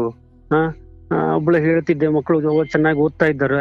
ಈಗಾದ್ರೂ ಮಕ್ಕಳು ಚೆನ್ನಾಗಿ ಓದ್ತಿದ್ದಾಳೆ, ಸಣ್ಣವಳು ಚೆನ್ನಾಗಿ ಓದ್ತಾ ಇದ್ದಾಳೆ. ಸೈನ್ಸ್ ಏನೋ ಮಾಡಿದಾಳೆ ಅವಳು, 93% ಏನೋ ಮಾಡಿದಾಳೆ ಗುರುಗಳು. ಹೇಳ್ತಾ ಇದ್ದೆ ಅವ್ರಿಗೆ, ಇವಳು ಯಾವ ಲೆಕ್ಕದಲ್ಲಿ ಅವ್ರನ್ನ ಹೆಂಗ್ ಚೇಂಜ್ ಮಾಡಿದಾಳೋ ಏನೋ ನನಗೆ ಇನ್ನೂ ಮಟನೂ ಗೊತ್ತಾಗ್ತಾ ಇಲ್ಲ ಗುರುಗಳೇ. ಹೆಂಗ್ ಚೇಂಜ್ ಮಾಡಿದಾಳೆ? ಒಂದು ಫೋನು ಇಲ್ಲ ಅಂದ್ರೆ ಅದು ಯಾವ ಲೆಕ್ಕದಲ್ಲಿ ಅಂತ ನನಗೆ ಇನ್ನೂ ಮಟನೂ ಅರ್ಥನೇ ಆಗ್ತಾ ಇಲ್ಲ ಗುರು. ಬಿಡಿ, ಆಯ್ತು, ಅದು ಮುಗಿದ ಅಧ್ಯಾಯ. ಎಲ್ಲೇ ಇದ್ರು ಚೆನ್ನಾಗಿರ್ಲಿ ಅಂತ ಹಾರೈಸಿ ಅಷ್ಟೇ. ನೋಡಿ, ಸಾಧಿಸಿ ಏನು ಪಡ್ಕೊಳ್ಳೋದು ಇಲ್ಲ, ಏನು ಸಂಪಾದಿಸೋದಿಲ್ಲ. ಅವಳಿಂಗ್ ಮಾಡ್ಬಿಟ್ಲು, ಹಂಗೆ ಮಾಡಿಬಿಟ್ಲು. ಹೇಳಿದ್ನಲ್ಲ, ನಾವು ಬಹಳ ಪ್ರೀತಿಯಿಂದ ಇಷ್ಟಪಟ್ಟು ತಗೊಳ್ಳೋ ಕೆಲವು ವಾಚುಗಳು, ಕೆಲವು ಚಪ್ಪಲಿಗಳು, ಕೆಲವು ಬಟ್ಟೆಗಳು, ಕೆಲವು ವಸ್ತುಗಳು ಒಂದು ಹಂತ ಆದಮೇಲೆ ಎಲ್ಲ ಸೌದು ಹೋಗ್ತವೆ. ಎಲ್ಲ ಒಂದು ಹಂತ ಆದಮೇಲೆ ಕಳೆದು ಹೋಗ್ತವೆ, ಇಲ್ಲ ಬಿಟ್ಟು ಹೋಗ್ತವೆ, ಸೌದು ಹೋಗ್ತವೆ, ಬಣ್ಣ ಹೋಗ್ತವೆ. ವಸ್ತುಗಳ ಕತೆ ಹೀಗೆ ಮಾತ್ರ ಅಲ್ಲ, ಕೆಲವೊಂದು ವ್ಯಕ್ತಿಗಳದ್ದು ಅದೇ. ಬಹಳ ಇಷ್ಟಪಟ್ಟು ಆಗಿರ್ತೀವಿ, ಬಹಳ ಇಷ್ಟಪಟ್ಟು ಜೊತೆ ಕರ್ಕೊಂಡಿರ್ತೀವಿ, ಬಹಳ ಇಷ್ಟಪಟ್ಟು ಅವ್ರನ್ನ ಸರ್ವಸ್ವ ಅಂದ್ಕೊಂಡಿರ್ತೀವಿ. ಏನೋ ಅದೇನು ವಿಧಿಯಾಟ ನೋಡಿ ಕೆಲವೊಬ್ಬರು ಸತ್ತು ದೂರವಾಗ್ತಾರೆ, ಇನ್ನು ಕೆಲವೊಬ್ಬರು ಜಗಳ ಮಾಡಿಕೊಂಡು ಏನೇನೋ ಕಾರಣಕ್ಕೂ ದೂರವಾಗ್ತಾರೆ. ಬಟ್ ಒಬ್ಬ ಪ್ರಾಮಾಣಿಕವಾಗಿ ಇರೋ ಒಬ್ಬ ವ್ಯಕ್ತಿಯಾಗಿ ಇಂಥವನ್ನೆಲ್ಲ ಎದುರಿಸೋದು ಬಹಳ ಕಷ್ಟ. ಏನೂ ತಪ್ಪು ಮಾಡದೆ ಇಂಥ ಮೋಸಕ್ಕೊಳಗಾದಾಗ ಅಥವಾ ಇಂಥ ಅನ್ಯಾಯಕ್ಕೊಳಗಾದಾಗ ಏನು ಮಾಡೋದು? ಯಾರಿಗೂ ಹೇಳ್ಕೊಳೋಕ್ಕಾಗಲ್ಲ, ಬಿಡೋಕ್ಕಾಗಲ್ಲ. ತೊಂದರೆ ಇಲ್ಲ, ದೇವರು. ಮತ್ತೆ ಏನು ಇನ್ನೊಂದು ಆಗೋ ಯೋಚನೆ ಇದೆಯಾ? ಇದೆ ಗುರುಗಳೇ, ಇದೆ ಗುರುಗಳೇ. ಈಗ ಎಷ್ಟು ವಯಸ್ಸು ನಿಮಗೆ? ಈಗ 46 ಗುರುಗಳೇ ನನಗೆ. 46 ವರ್ಷ? ಹೌದು, 46 ವರ್ಷ. ಕೊಡ್ತಾರ ಹೆಣ್ಣ? ಈಗ ನೋಡ್ಬೇಕು ಗುರುಗಳೇ, ನಿಮ್ಮ ಆಶೀರ್ವಾದ ಏನಾದ್ರು ಕೊಡ್ಬೋದೇನೋ ಅಂತೇಳಿ ಒಂದು ಅನಿಸಿಕೆ ಇದೆ ಗುರುಗಳೇ. ಯಾಕಂದ್ರೆ ಈಗ ಹೇಳಿದ್ನಲ್ಲ, ನೀವು ಅವರಂತೂ ಯಾರು ಬರುದಿಲ್ಲ. ತಮ್ಮನಿಗೂ 3 ಜನ ಹೆಣ್ಣು ಮಕ್ಕಳೇ, ಅವರು ಕೊಟ್ಟವ್ರ ಮನೆಗೆ ಹೋಗೋರು. ಈಗ ನನಗಿಷ್ಟ ಮನೆ ಇದೆ, ಜಮೀನಿದೆ. ಇನ್ನ ಅಪ್ಪ ಅಮ್ಮ ಎಷ್ಟು ವರ್ಷ ಇರೋರು ಅವ್ರು. ಆಮೇಲೆ ನಾನು ಒಬ್ಬಂಟಿಗೆನ ಅಲ್ಲ ಇನ್ಮೇಲೆ. ತಮ್ಮ ಇದಾರೆ, ತಮ್ಮನ ಹೆಂಡತಿ ಮಕ್ಕಳೆಲ್ಲ ಈಗ ಚೆನ್ನಾಗಿದ್ದಾರೆ ಈಗ, ಅದ್ರ ಬಗ್ಗೆ ಮಾತಿಲ್ಲ. ಮುಂದೆ ಹೆಂಗೋ ಏನೋ ಗೊತ್ತಿಲ್ಲ ನನಗೆ. ಅಪ್ಪ ಅಮ್ಮ ಇದಾರೆ, ನನ್ನ ನೋಡ್ಕೊಳ್ತಾರ. ಈಗೂ ಅವರೆಲ್ಲ ನೋಡ್ಕೊಳ್ತಾರೆ, ನನ್ನ ಅಪ್ಪ ಅಮ್ಮ, ತಮ್ಮನ ಹೆಂಡತಿ ಎಲ್ಲರೂ ಚೆನ್ನಾಗಿ ನೋಡ್ಕೊಳ್ತಾರೆ. ತಮ್ಮನ ಮಕ್ಕಳು ನನಗೆ ಅಪ್ಪಾಜಿನೇ ಅಂತಾರೆ ಇನ್ನು ಮಟಾನು. ಚೆನ್ನಾಗಿ ನೋಡ್ಕೊಳ್ತಾರೆ. ಅಂದ್ರೆ ಅವ್ರು ಇಲ್ಲದ ಕಾಲಕ್ಕೆ ಮುಂದೆ ಹೆಂಗೋ ಏನೋ ಗೊತ್ತಿಲ್ಲ ನನಗೆ ಏನಂತ. ಇದೇ ಹಿಂಗಾಗಿದೆ ಅಂದ್ರೆ ಇದು ಮುಂದೆ ಹೆಂಗಪ್ಪ ಇನ್ ಜೀವನ ಅಂದ್ರೆ ಅಂತ ಹೇಳಿ ಒಂದು ಅನಿಸ್ತದೆ. ಅಪ್ಪನೂ ಹೇಳ್ತಾರೆ ಎಲ್ಲಾದ್ರೂ ನೋಡೋಣ. ಅವರು ನೋಡ್ತಾ ಇದಾರೆ. ಎರಡನೇದಂದ್ರು ಸ್ವಲ್ಪ ಸಿಗೋದ್ ಕಷ್ಟ, ಏನು ಹಿಂಗೆಲ್ಲ ಇದೆ ಗುರುಗಳೇ. ಒಂದ್ ವೇಳೆ ಸಿಕ್ಕಿಲ್ಲ ಅಂದ್ರೆ ಹೇಗ್ ತಗೊಳ್ತೀರಿ ಅದನ್ನ ನೀವು? ಅದೇ ನನ್ಗೆ ಗೊತ್ತಾಗ್ತಿಲ್ಲ ಗುರುಗಳೇ, ಏನ್ ಮಾಡೋದು ಅಂತ ಹೇಳಿ. ಸಿಕ್ಕಿಲ್ಲ ಅಂತ ಹೇಳಿದ್ರೆ ಎರಡನೇ ಮದ್ವೆ ಉದ್ದೇಶ ಕಡೆಗಾಲದಲ್ಲಿ ನನಗೂ ಯಾರಾದ್ರೂ ಬೇಕಲ್ವಾ? ಬೇಕು ಅಂತ ಹೇಳಿ. ಕಡೆಗಾಲ ಅಂದ್ರೆ ಏನು ಗುರುಗಳೇ? ವಯಸ್ಸಾದ್ಮೇಲೆ ಅಂತಲ್ಲ, ವಯಸ್ಸಾದ್ಮೇಲೆ ಗುರುಗಳೇ. ಈಗ ಅಪ್ಪ ಅಮ್ಮನು ಅಂದ್ರೆ ಈಗ ಇನ್ನು 5 ವರ್ಷನೋ 10 ವರ್ಷನೋ 20 ವರ್ಷನೋ ಅಪ್ಪ ಅಮ್ಮನು ಹೋದ್ರು ಅಂತ ಇಟ್ಕೊಡ್ರಿ. ಅಪ್ಪ ಅಮ್ಮ ಹೋದ್ರು, ತಮ್ಮನ ಹೆಂಡತಿ ಮಕ್ಕಳು ಅವರು ಬೇರೆ ಆಗ್ಬಿಟ್ರು.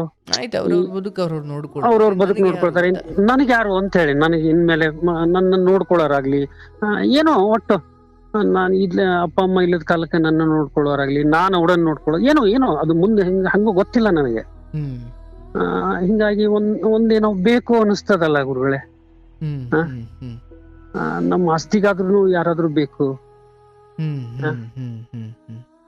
ಹಿಂಗೆಲ್ಲ ಆಗಿದೆ ಗುರುಗಳೇ. ಅದಕ್ಕೆ ನಾನ್ ನಿಮ್ಮ ಹತ್ರ ಅದೊಂದು ರಿಕ್ವೆಸ್ಟ್ ಗುರುಗಳೇ. ಹಂಗೇನಾದ್ರು ನಿಮ್ಮ ಕಲ್ಪನೆಗೆ ಏನಾದ್ರು ಇದ್ರೆ, ಏನಾದ್ರು ಬಂದ್ರೆ ನಾನು ಹೊಂದಾಣಿಕೆ ಮಾಡ್ಕೊಂಡು ಇರ್ತೇನೆ ಗುರುಗಳೇ. ನಾನು ಅದು ಈಗ ಹೇಳಿದ್ನಲ್ಲ ನಿಮ್ಗೆ, 7-8 ತಿಂಗಳಿಂದ ನಿಮ್ ಕಾರ್ಯಕ್ರಮ ನೋಡ್ಕೊಳ್ತಾ ಇದ್ದಾಗಿಂದಾನು ನನಗೆ ಅಂದ್ರೆ ಒಂದಮನಿ ಬಹಳ ಅಂದ್ರೆ ಸುಧಾರಣೆ ಅಂದ್ರೆ ಬಹಳ ಆಗ್ಯದ. ಯಾರ ಹತ್ರ ಮಾತಾಡುದಿಲ್ಲ. ಅಂದ್ರೆ ಹೆಚ್ಚಾಗಿ ಬೇಕು ಮಾತಾಡ್ದೆ, ಇಷ್ಟಪ್ಪ, ಚಲೋ, ಆಯ್ತು, ಇಷ್ಟೇ, ಊಟ ತಿಂಡಿ, ಹೋದೆ. ನನ್ ಮತ್ತೊಂದ್ ಮನೆ ಇದೆ, ಅಲ್ಲಿ ಹೋಗಿ ನಾನು ವಿಷ್ಣು ಸಹಸ್ರನಾಮ ಪಾರಾಯಣ ಮಾಡ್ತೇನೆ ಸಂಜೆ. ಹೌದು ಗುರುಗಳೇ. ಬೆಳಿಗ್ಗೆ ಆಗುದಿಲ್ಲ ನಂಗೆ, ಸಂಜೆ ಮಾಡ್ತೇನೆ. ಸಂಜೆ ಒಂದು 7ರಿಂದ 8 ಗಂಟೆವರೆಗೂ ವಿಷ್ಣು ಸಹಸ್ರನಾಮ ಪಾರಾಯಣ ಮಾಡ್ಕೊಂಡು ಆರಾಮಿದ್ದೇನೆ ಸದ್ಯ. ನೋಡುವ ಗುರುಗಳು, ನಿಮ್ಗೆ ಹಂಗೇನಾದ್ರು ನಿಮ್ಮ ಗಣನೆಗೆ ಏನಾದ್ರು ಈಗ ನಾನೇನ್ ಹೇಳ್ತೀನಿ, ಈಗ ನಿಮ್ಮ ಯೋಚನೆ ಅಥವಾ ಇನ್ನೊಂದು ಆಗಬೇಕು ಅನ್ನೋದು ಖಂಡಿತ ನಿಮ್ಮ ವಯಸ್ಸಿಗೂ ಅದಕ್ಕೂ ನಾನು ತಾಳೆ ಹಾಕ್ಲಿಕ್ಕೆ ಹೋಗಲ್ಲ. 60ಕ್ಕಾದವರಿದ್ದಾರೆ, 70ಕ್ಕಾದವರಿದ್ದಾರೆ, ಅದು ಬೇರೆ. ಹೌದು. ಆದ್ರೆ ನೀವು ಒಂದು ಮದುವೆ ಆಗಬೇಕು ಈ 45-46 ವಯಸ್ಸಲ್ಲಿ, ಯಾಕಯ್ಯ ಅಂತ ಯಾರಾದ್ರೂ ಕೇಳಿದಾಗ ನಿಜವಾಗ್ಲೂ ಅದು ಕಾರಣ ಏನಿರ್ಬೇಕಂದ್ರೆ, ನೋಡಿ, ರಾಜರಾಜ ಮನೆತನಗಳೇ ಇವತ್ತು ಹೇಳ್ಕಳ್ದಂಗೆ ಹೊಂಟೋದು, ಎಲ್ಲ ಪಾಳು ಬಿದ್ದು ಅಲ್ಲಿ ಲೆಕ್ಕಕ್ಕೆ ಯಾರು ಇಲ್ಲ ಅಂದ ಮೇಲೆ ನನ್ನ ಆಸ್ತಿಗೋ ಅಥವಾ ಕಡೆಗಾಲಕ್ಕೋ ಅನ್ನೋದು ಕಾರಣ ಆಗಬಾರ್ದು. ಯಾರಿಗೊತ್ತು, ಯಾವುದೋ ಒಂದು ಹಂತದಲ್ಲಿ ಎಲ್ಲ ಮನೆತನಗಳು ಎಂಡ್ ಆಗಲೇಬೇಕು. ನನಗೆ ಪ್ರಾಮಾಣಿಕವಾಗಿ ಒಂದು ಹೆಣ್ಣನ್ನ ಪ್ರೀತಿಸಿ ಗೌರವಿಸಿ ನಿಯತ್ತಾಗಿದ್ದುಕೊಂಡು ಕಡೆಗಾಲದವರೆಗೂ ನನ್ನ ಈ ದೇಹದಲ್ಲಿ ಪ್ರಾಣವಾಯು ಅಂದ್ರೆ ಉಸಿರಿರೋವರೆಗೂ ನಾನು ಒಂದು ಹೆಣ್ಣನ್ನ ಬಹಳ ಗೌರವದಿಂದ ಪ್ರೀತಿಯಿಂದ ನೋಡ್ಕೊಳ್ಳಿಕ್ಕೆ ಇಷ್ಟಪಡ್ತೀನಿ. ನನ್ನ ಆಸ್ತಿಗೋ ಅಥವಾ ನನ್ನ ಕಡೆಗಾಲಕ್ಕೋ ಅಂತಲೂ ಅಲ್ಲ. ನಾನು ಒಂದು ಹೆಣ್ಣನ್ನ ನೊಂದಿರುವ ಅಥವಾ ಬೆಂದಿರುವ, ಆಕೆ ಬದುಕಲ್ಲಿ ಏನೇನು ನಡೆದಿರಲಿ, ಯಾವುದೇ ಅಂತ ಒಂದು ಹೆಣ್ಮಗಳು ಸಿಕ್ಕಿದ್ರೆ ನನಗೂ ಇನ್ನೂ ಆಯಸ್ಸಿದೆ ಅಥವಾ ನನಗೂ ಇನ್ನೂ ವಯಸ್ಸಿದೆ, ನಾನು 4 ದಿನ, ಅದು ದೇಹದ್ದೋ ಲೈಂಗಿಕತೆದೋ ಇನ್ಯಾವುದೋ ಅಲ್ಲ. ಅಂತಿಮವಾಗಿ ನನಗೆ ಒಂದು ಹೆಣ್ಣನ್ನು ಗೌರವಿಸುವ, ಒಂದು ಹೆಣ್ಣನ್ನು ಬಾಳಿಸುವ ಶಕ್ತಿ ನನಗಿದೆ. ಸೊ ನನಗೂ ಒಂದು ಆಸರೆ ಬೇಕು, ಅವ್ರಿಗೂ ಒಂದು ಆಸರೆ ಬೇಕು. ಆದರೆ ಅಂಥದ್ದೇನಾದ್ರು ಸಿಕ್ಕರೆ ನಾನು ಈಗ 46 ಅಲ್ಲ 56ಕ್ಕಾದರೂ ನಾನು ತಯಾರಿದ್ದೀನಿ. ಮದುವೆ ಆಗಲಿಕ್ಕೆ ಆ ಕಾರಣ ಇರಬೇಕು. ನನಗೆ ನನ್ನ ಜೀವನಕ್ಕೆ ಕಡೆಗಾಲದಲ್ಲಿ ಯಾರೋ ಬೇಕು ಅಂತ ಅಲ್ಲ, ಅಥವಾ ನಾನು ಕಡೆಗಾಲದಲ್ಲಿ ನಾನು ನೋಡ್ಕೊಳ್ಳೋಕೆ ಒಂದು ಜೊತೆಗಾತಿ ಹುಡುಕ್ತಿದ್ದೀನಿ ಅಂತಲ್ಲ.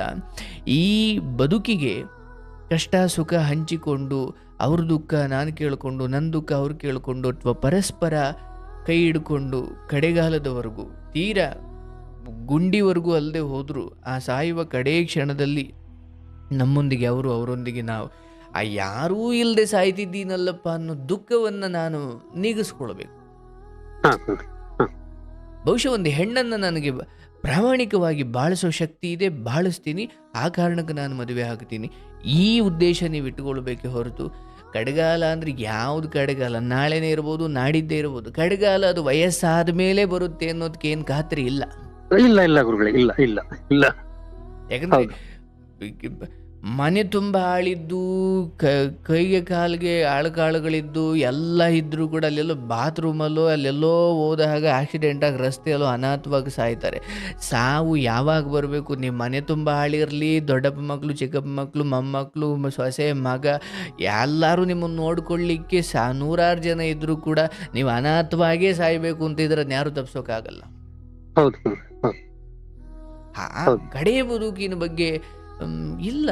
ಬಟ್ ಏನೋ ಮನುಷ್ಯನಾಗಿ ನಾವು ಅಂದುಕೊಳ್ತೀವಿ, ಅಯ್ಯೋ ಕಡೆಗಾಲದಲ್ಲಿ ನಮಗೂ ಯಾರಾದರೂ ಬೇಕಲ್ಲಪ್ಪ, ಕಡೆಗಾಲದಲ್ಲಿ ನಮಗೂ ನೋಡ್ಕೊಳ್ಳೋಕೆ ಯಾರಾದರೂ ಬೇಕು ಅಂತ. ನೋಡಿ, ಆ ಭವಿಷ್ಯವನ್ನು ಯಾರೂ ಬಲ್ಲವರಿಲ್ಲ. ಬದುಕು ಎಷ್ಟು ದಿನದ್ದೋ, ಎಷ್ಟು ವರ್ಷಗಳದ್ದೋ, ಯಾವಾಗಲೋ ಎಲ್ಲೋ ಗೊತ್ತಿಲ್ಲ. ಆದರೆ ನೀವು 46 ಆಗಲಿ 56 ಆಗಲಿ, ನನ್ನ ಸ್ಥಿತಿ, ನನ್ನ ವಯಸ್ಸು, ನನ್ನ ಹಿಂದಿನ ಎಲ್ಲ ಕತೆಗಳನ್ನು ಒಪ್ಪಿಕೊಂಡು ಯಾರಾದರೂ ಬಂದು ಬದುಕೋರಾದರೆ ನಾನು ಬದುಕಬಲ್ಲೆ.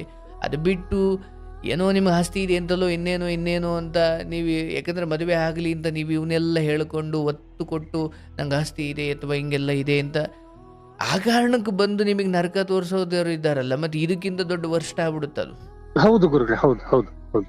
ಹಾಗಾಗಿ ಯಾರು ಬರಲಿ ಬರ್ದಲ್ಲೇ ಇರಲಿ, ನಿಮ್ಮ ಸಂತೋಷ, ಯಾಕಂದರೆ ಒಳ್ಳೆಯ ಕ್ಷಣಗಳು ಬರಲಿ, ನನ್ನ ಬದುಕಲ್ಲೂ ಯಾರೋ ಬರಲಿ, ನನ್ನ ಬದುಕನ್ನು ಯಾರೋ ಒಬ್ಬರು ಸಂತೋಷಗೊಳಿಸಲಿ. ಹೊರಗಿನ ಯಾವುದೇ ಸಂತೋಷಗಳಾದರೂ ಕೂಡ ಅವು ಸ್ವಾರ್ಥದ ಕಾರಣಕ್ಕೆ ಅವರು ನಿಮಗೆ ಸಂತೋಷ ಕೊಡ್ತಾರೆ. ಅದಿಲ್ಲ ಅಂದರೆ ಒಂದು ಚಿಕ್ಕ ನಗು ಕೂಡ ಯಾರೂ ಬೀರಲ್ಲ. ಹೌದು ಹೌದು. ಹಾಗಾಗಿ ಈ ಸಮಯದಲ್ಲಿ ನಿಜವಾಗಿಯೂ ಅಂತಹ ಸ್ಥಿತಿಗೆ ನೀವು ಬಂದಿದ್ದೀರಿ, ಅಂತಹ ವಯಸ್ಸಿಗೆ ನೀವು ಬಂದಿದ್ದೀರಿ. ನಿಮ್ಮ ಸಂತೋಷ ನಿಮ್ಮ ಅಂತರಂಗದಲ್ಲಿ ಉದ್ಭವವಾಗಬೇಕು. ಅದು ಎಷ್ಟು ದಿನ ಬದುಕ್ತೀವೋ, ಎಲ್ಲಿ ಹೆಂಗೆ ಸಾಯ್ತೀವೋ ಅದೆಲ್ಲ ಭಗವಂತನ ಇಚ್ಛೆ. ನನ್ನ ಜೊತೆ ಯಾರೋ ಮದುವೆ ಆಗಲಿ ಆಗದೇ ಇರಲಿ, ನನ್ನ ತಂದೆ ತಾಯಿ ಇರೋವರೆಗೂ ನಾನು ನೋಡ್ಕೊಳ್ತೀನಿ, ಅಥವಾ ನನ್ನ ಕೈಲಾದಷ್ಟು ನಾನು ಮಾಡ್ತೀನಿ. ನನ್ನ ನಿಜವಾದ ಸಂತೋಷ, ಆನಂದ ಅನ್ನುವಂಥದ್ದು ಶಾಶ್ವತವಾದದ್ದು. ನಾನು ಹಾಗೂ ಆತ್ಮ ಪರಮಾತ್ಮಗಳ ನಡುವಿನ ಆ ಸೇತುವೆಯನ್ನು ಗಟ್ಟಿಗೊಳಿಸಿಕೊಳ್ಳಬೇಕು. ಯಾರು ಹೊರಗಡೆ ಏನಾದರೂ ಅನ್ನಲಿ, ಹೊರಗಡೆ 1000 ಬಂಧು ಬಳಗ, ಹೆಂಡತಿ ಮಕ್ಕಳು ಇರಲಿ ಇಲ್ಲದೆ ಇರಲಿ, ನಿಮಗೂ ಪರಮಾತ್ಮನಿಗೂ ಇರುವ ಸೇತುವೆಯಲ್ಲಿ ಜೊಳ್ಳು ಅಥವಾ ಅಷ್ಟು ನಿಮಗೆ ಗಟ್ಟಿ ಸಂಬಂಧ ಇಲ್ಲ ಅಂದರೆ, ಯಾರನ್ನು ನಿಮ್ಮವರು ಅಂದುಕೊಂಡು ಅವ್ರನ್ನೆಲ್ಲ ಹಿಡ್ಕೊಂಡಿದ್ರಿ, ದೇವರನ್ನು ಬಿಟ್ಟುಬಿಟ್ರಿ. ಆದರೆ ದೇವರನ್ನು ಹಿಡಿದುಕೊಂಡವರನ್ನು ಸಂಬಂಧಿಕರು ಬಿಟ್ಟರು ಅವನು ಬದುಕ್ತಾನೆ. ಆದರೆ ಯಾರು ಇವರೆಲ್ಲ ಇದ್ದಾರೆ ಅಂತ ಭಗವಂತನನ್ನ, ಆ ಸತ್ಯವನ್ನ, ಆ ಶಾಶ್ವತವಾದ ಸತ್ಯವನ್ನ ಮರ್ತು ಬಿಟ್ಟಿರ್ತಾನೋ, ಇವರೆಲ್ಲ ಕೈ ಕೊಟ್ಟಾಗ ದೇವರೂ ಇಲ್ಲ, ಇವರೂ ಇಲ್ಲ. ಹೌದು ಗುರು. ಅಂದ್ರೆ ಬಿರುಗಾಳಿ ಬಂದಾಗ ನನಗೆ ಗಟ್ಟಿಗೆ ಹಿಡ್ಕೊಳ್ಳಿಕ್ಕೆ ಅಲ್ಲೊಂದು ಗಟ್ಟಿ ಮರವೇ ಇಲ್ಲ ಅಂದ್ರೆ ಬಿರುಗಾಳಿ ಕುಚ್ಕೊಂಡು ಹೋಗ್ಬಿಡ್ತೀನಿ ನಾನು. ಹೌದು ಗುರು, ಹೌದು ಹೌದು. ಆ ಗಟ್ಟಿ ದೇವರು ಅನ್ನೋ ಮರವನ್ನ ಗಟ್ಟಿಗೆ ಹಿಡ್ಕೊಳ್ಬೇಕು. ಅವಾಗ ಎಂತ ಕಷ್ಟದ ಬಿರುಗಾಳಿ ಬಂದ್ರು, ಯಾಕಂದ್ರೆ ನಾನು ಗಟ್ಟಿಯಾಗಿ ಪಾದ ಹಿಡಿದು ಬಿಟ್ಟಿರ್ತೀನಿ ಅವನು ಬಿಡಲ್ಲ. ಹೌದು ಹೌದು ಗುರು. ನಾವೇನು ಮಾಡಿಬಿಡ್ತೀವಿ, ಬಂದಾಗ ನೋಡ್ಕೊಳ್ಳೋಣ ಬಿಡು ಅಂದುಕೊಂಡು ಆ ಸತ್ಯದ ಕಡೆ ಬೆನ್ನು ಹಾಕ್ಬಿಡ್ತೀವಿ, ಈ ಅಸತ್ಯದ ಕಡೆ ಮುಖ ಮಾಡಿ ನಿಂತ್ಕೊಂಡ್ಬಿಡ್ತೀವಿ. ಎಲ್ಲ ಈಗ ಹೆಂಗೆ ಹೆಂಡತಿ ಕೈ ಕೊಟ್ಟೋದ್ರೆ ಈಗ ಎಲ್ಲ ಒಂದ್ ದಿವಸ ಎಲ್ಲರೂ ಅವರು, ಯಾಕಂದ್ರೆ ಈಗ ಅವ್ರು ಕೆಟ್ಟವರು ಅಂತ ಹೇಳೋಕ್ಕಾಗಲ್ಲ, ಎಲ್ಲರೂ ಒಂದ್ ದಿವಸ ನಿಮ್ಮಿಂದ ದೂರ ಹೋಗ್ಲೇಬೇಕು. ಅದು ಸೃಷ್ಟಿಯ ನಿಯಮ. ಹೌದು. ಮರದ ಎಲ್ಲ ಎಲೆಗಳು ಒಂದ್ ದಿವಸ ಉದುರ್ಲೇಬೇಕು. ಕೂಡಿದವರೆಲ್ಲ ಒಂದು ದಿವಸ ಎಲ್ಲವೂ ಬೇರ್ಪಡಲೇಬೇಕು. ಮನೆಯಲ್ಲಿ ತಂದು ಹಾಕಿದ ಎಲ್ಲ ದಿನಸಿಗಳು ಒಂದ್ ದಿವಸ ಖಾಲಿ ಆಗಲೇಬೇಕು.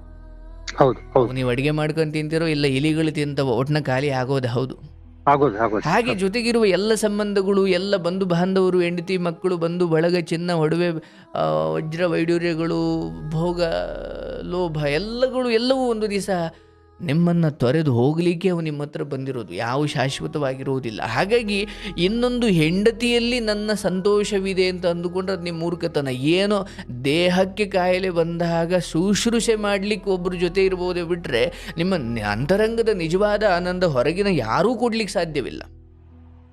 ನೀವು ಆ ಸ್ಥಿತಿಯನ್ನು ತಲುಪಿದ್ರೆ ಮಾತ್ರ ಇನ್ನೊಬ್ಬರು ಮದುವೆ ಆಗಬಹುದು, ಅವರು ಬಿಟ್ಟು ಹೋಗ್ಬೋದು, ಇನ್ನೊಬ್ಬರು ಆಗ್ಬೋದು, ಅವರು ಬಿಟ್ಟು ಹೋಗ್ಬೋದು. ಅಂತಿಮವಾಗಿ ಇನ್ನು ಅದೆಷ್ಟೇ ಜನ ಬಂದರೂ ಯಾರಿಂದ ಸಿಗುವ ನೆಮ್ಮದಿಯೂ ಕೂಡ ಅದು ಲೌಕಿಕವಾಗಿ ಒಂದು ಅರೆಗಳಿಗೆ ಚಂದ ಅಂತ ಅನ್ನಿಸ್ಬೋದು. ಹೇಗಂದರೆ ಬಾಯಾರಿತು ಅಂತ ನೀರು ಕುಡಿದು ಆ ನೀರು ಶಾಶ್ವತವಾಗಿ ನಮ್ಮ ಬಾಯಾರಿಕೆಯನ್ನು ತಣಿಸ್ತಾ ಇಲ್ಲ, ಒಂದು 3/4 ಗಂಟೆ ಬಿಟ್ಟರೆ ಮತ್ತೆ ಬಾಯಾರುತ್ತೆ. ಈ ಎಲ್ಲ ಜನಗಳಿಂದ ಸಿಗುವ ಸುಖ ಎಲ್ಲ ಹಿಂಗೆ ಇದು. ನನಗೆ ಇವ್ರು ಒಳ್ಳೆಯವರಪ್ಪ ಅಂತ ಅನ್ಸುತ್ತೆ, ಒಂದು 3/4 ಗಂಟೆ ಹೋದ್ರೆ ಮತ್ತೆ ಅದು ಯಾಕೋ ಉಲ್ಟಾ ಹೊಡೆಯುತ್ತೆ. ಅಂದ್ರೆ ಇದರಲ್ಲಿ ಸ್ಥಿರ ಇಲ್ಲ, ಇದರಲ್ಲಿ ಸತ್ಯ ಇಲ್ಲ. ಇದು 1 ಗಂಟೆ ಹಿಂಗಿದ್ರೆ 1 ಗಂಟೆ ಹಂಗೆ. ಓ ಈಗ ನನಗೆ ಸಂತೋಷ ಆಯ್ತಪ್ಪ ಅಂದ್ಕೊಂಡ್ರೆ ಮತ್ತೆ ಅರ್ಧ ಗಂಟೆಗೆ ಇನ್ನ ಅದೇ ಜನ ಯಾರು ಈ ಅರ್ಧ ಗಂಟೆಯಿಂದ ಸಂತೋಷ ಕೊಟ್ಟರು ಅವರೇ ಮತ್ತೆ ದುಃಖ ಕೊಡ್ತಾರೆ. ಓಹೋ, ಅಂದ್ರೆ ಇದರಲ್ಲಿ ಸುಖ ಇಲ್ಲ. ಹಾಗಾಗಿ ತಂದೆ ತಾಯಿಗಳ ಕುರಿತಾಗಿ ಒಬ್ಬ ಮಗನಾಗಿ ನಿಮ್ಮ ಕರ್ತವ್ಯ ಮಾಡಿ, ಹೆಣ್ಣು ಸಿಗ್ತಾ ಖಂಡಿತವಾಗಿಯೂ ಆಗಿ, ಸಿಗಲಿಲ್ವಾ ನಾನು ಹೇಳ್ದಂಗೆ ಗಟ್ಟಿಯಾಗಿ ಭಗವಂತನನ್ನು ಹಿಡಿದುಕೊಳ್ಳಿಕ್ಕೆ ಅಂದರೆ ಇವೆಲ್ಲ ನಡೆಯೋದೇ ಆ ವೈರಾಗ್ಯ ತರಿಸ್ಲಿಕ್ಕೆ ಅಂತಲೇ ಜೀವನದಲ್ಲಿ ನಡೀತವೆ. ನಾವು ಆ ಸಮಯದಲ್ಲಿ ಎಚ್ಚೆತ್ಕೊಂಡ್ಬಿಡ್ಬೇಕು. ಓಹೋ ಹೌದು ಹೌದು, ಈಗ ಇನ್ನು ಯಾವುದೋ ಹೆಣ್ಣು ಬರಲಿ, ನಿಮ್ಮೊಂದು ಮದುವೆ ಆಗಲಿ, ಆ ಹೆಣ್ಣು ಬಂದು ನೆಟ್ಟಗಿರ್ಬೋದು, ಈ ಹೇಳಿಕೊಡೋರಿಂದ ಆಕೆನೂ ಬದಲಾಗ್ಬಿಡ್ಬೋದು. ಹಾಗಾಗಿ ನೀವು ಇನ್ನೊಂದು ಮದುವೆಯಾಗಿ ನಾನು ಸಂತೋಷವಾಗಿರ್ತೀನಿ, ಆಯ್ತಾ, ಆಗಲಿ, ಸಂತೋಷ, ಚೆನ್ನಾಗಿ ನೋಡ್ಕೊಳ್ಳಿ, ಒಳ್ಳೇದಾಗಲಿ. ಆದರೆ ಅದರಿಂದ ನನ್ನ ಜೀವನ ನೆಮ್ಮದಿಯಾಗಿದ್ದು ಬಿಡುತ್ತೆ ಅಂತ ನೀವು ಖಚಿತವಾಗಿ ಅಂದುಕೊಂಡು ಭ್ರಮೇಲಿ ಬದುಕಂಗಿಲ್ಲ. ಬಂದದ್ದು ಮತ್ತೇನೋ ಎಡವಟ್ಟು ತಂದಿಡಬಹುದು. ಈ ಎಲ್ಲವನ್ನು ಬಿಟ್ಟು ಹೋಗೋದೇ ಹೌದು ಅನ್ನೋದಾದರೆ ನನ್ನ ತಂದೆ ತಾಯಿರೋರ್ಗೂ ಅವ್ರ ಸೇವೆ ಚೆನ್ನಾಗಿ ಮಾಡಬೇಕು. ಜೊತೆಗೆ ಜ್ಞಾನದ ಮೊರೆ ಹೋಗಬೇಕು. ಯಾಕೆ ಈ ಜಗತ್ತು ಹೀಗೆ, ಯಾಕೆ ಹೀಗೆಲ್ಲ ಬದಲಾಗ್ತಾರೆ, ನಮ್ಮ ಕರ್ಮಗಳ ಕಾರಣ ಏನಾದರೂ ಇಲ್ಲಿದೆಯಾ? ಯಾಕಂದರೆ ಎಲ್ಲ ಚೆನ್ನಾಗಿ ಅಯ್ಯೋ ದೇವ್ರಂಥವ್ರಪ್ಪ ಅಂದವರೇ ಯಾಕೋ ಒಳ್ಳೆ ದೇವು ಥರ ಆಡೋಕ್ಕೆ ಶುರುವಾಗುತ್ತಾರೆ. ಇದು ಯಾಕೆ ನನ್ನೊಂದಿಗೆ ಹೀಗೆ ನಡೀತಾ ಇದೆ ಬದುಕು, ಅಥವಾ ಬದುಕು ಯಾಕೆ ನನ್ನೊಂದಿಗೆ ಹೀಗೆ ವರ್ತಿಸ್ತಾ ಇದೆ? ಎಲ್ಲದಕ್ಕೂ ನಿಮ್ಮ ಒಳಗಡೆನೇ ಉತ್ತರ ಇದೆ. ಹೊರಗಡೆ ಅವರಿವ್ರನ್ನ ದೂಷಿಸ್ತಾ ಕೂರ್ತಷ್ಟು ನಿಮ್ಮ ಆಯಸ್ ವ್ಯರ್ಥ ಅಷ್ಟೇ. ಇವ್ರು ಯಾರು ನಿಮಗೆ ಅದಕ್ಕೆ ಉತ್ತರ ಕೊಡುವುದಿಲ್ಲ. ಈಗ ನೀವೇ ಹೇಳಿದ್ರಿ, ಈಗ ಕಾರ್ಯಕ್ರಮ ನೋಡ್ತಾ ನೋಡ್ತಾ ನನಗೀಗ ಅನಿಸ್ಬಿಟ್ಟಿದೆ ಸರ್, ಈಗ ಓಕೆ ಎಲ್ಲರ ಹತ್ರನೂ ಚೆನ್ನಾಗಿ ಮಾತಾಡ್ತೀನಿ, ಖುಷಿಯಾಗಿ ಮಾತಾಡಿದ್ರೆ ಎಲ್ಲ ಮಾತಾಡ್ತೀನಿ, ಅದರ ನಂತರ ನಾನು ಸುಮ್ಮನೆ ಆಗ್ಬಿಡ್ತೀನಿ. ಮೊದಲಷ್ಟು ನಾನು ಎಲ್ಲರನ್ನೂ ಹಚ್ಕೊಂಡು ಎಲ್ಲದರಿಂದನೂ ಹೋಗಿ ಎಲ್ಲವೂ ನಂದು ಅಂದುಕೊಂಡು ಇಲ್ಲ ಇಲ್ಲ ಇಲ್ಲ, ಈಗ ಎಷ್ಟು ಬೇಕೋ ಅಷ್ಟು. ಹಾಗೆ ಈ ಜೀವನವನ್ನು ಅನಾಸಕ್ತಿಯಿಂದ ಬದುಕಬೇಕು.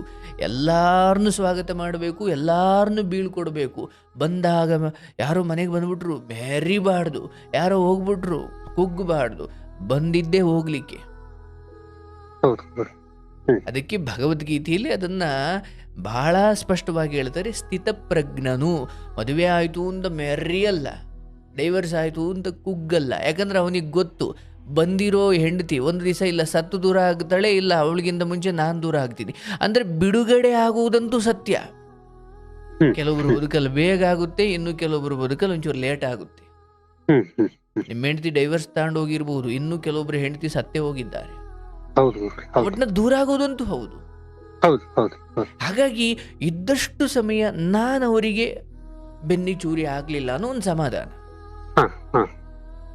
ಇದರ ನಡುವೆ ಧೂಮಪಾನ, ಮದ್ಯಪಾನ ಈ ಥರದ್ದೇನಾದರೂ ಅಯ್ಯೋ ಭಾಳ ಬೇಜಾರು ಸರ್ ಅದಕ್ಕೆ ಕುಡಿತೀನಿ ಅಂದರೆ, ಬೇಜಾರು ಕಳಿಯೋಕೆ ಇನ್ನೊಂದು ಬೇಜಾರನ್ನು ಮೈ ಮೇಲೆ ಎಳ್ಕೊಳ್ತಿದ್ದೀರ ಹೊರತು ಅದೇನು ಪರಿಹಾರ ಅಲ್ಲ.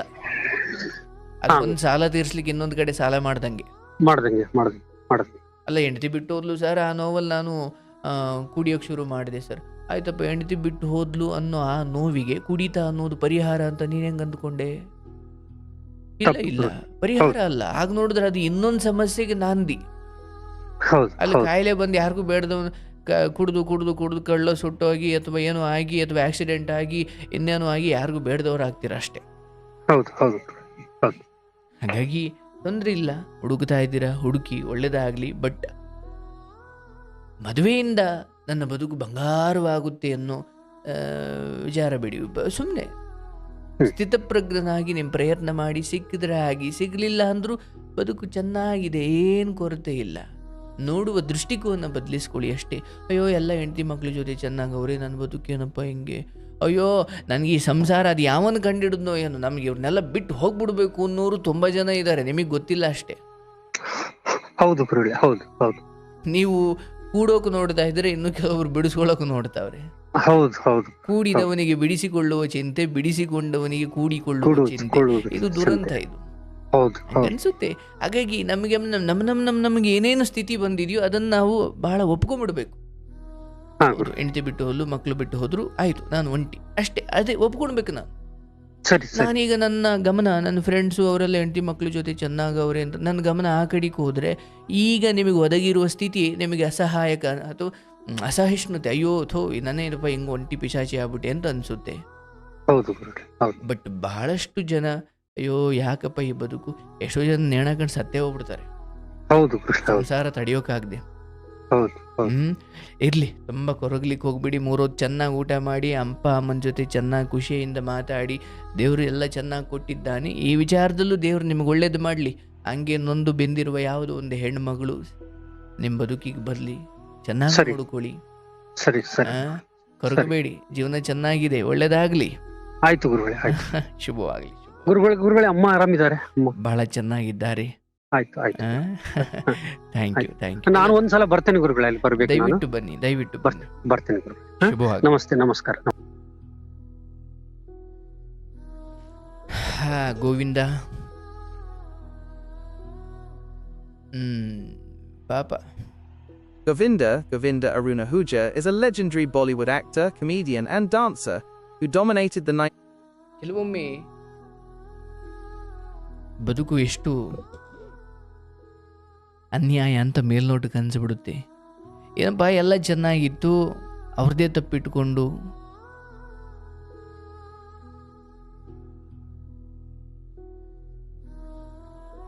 ಗಂಡನ ಬಿಟ್ಟು ಮಕ್ಕಳಿಗೆ ಏನೇನೋ ಹೇಳಿಕೊಟ್ಟು ಗಂಡನಿಂದ ಎಲ್ಲ ದೂರ ಮಾಡಿದ್ರು ಅಂತ ಪಾಪ ಇವರು ಹೇಳ್ತಾರೆ.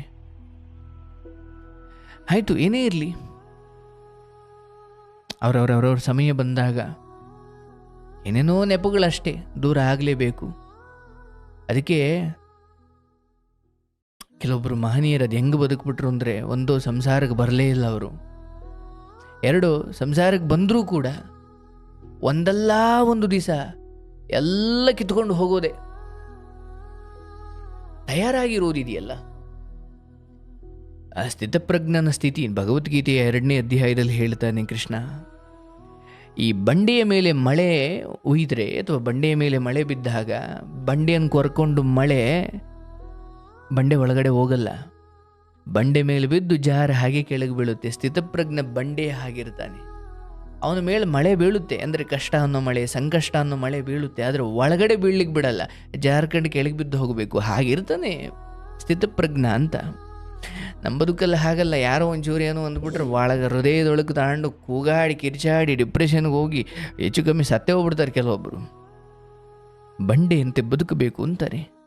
ಹೇಳಿದಷ್ಟು ಸುಲಭ ಅಲ್ಲ, ನಾನು ಒಪ್ಕೊಳ್ತೀನಿ. ಬಟ್ ಆ ಪ್ರಯತ್ನವನ್ನಂತೂ ಈ ಜನ್ಮದಲ್ಲಿ ನಾವು ಮಾಡ್ಬೋದು, ಬಹುಶಃ ಮುಂದಿನ ಜನ್ಮದಲ್ಲಿ ಅದು ಸಿದ್ಧಿಸ್ಬೋದು ಅಂತ. ಒಳ್ಳೇದಾಗಲಿ, ದೇವ್ರು ಒಳ್ಳೇದು ಮಾಡಲಿ, ಶುಭವಾಗಲಿ. ಈಗ ನಾನು ಮುಂದಿನ ಕರೆ ತಗೊಳ್ತೀನಿ.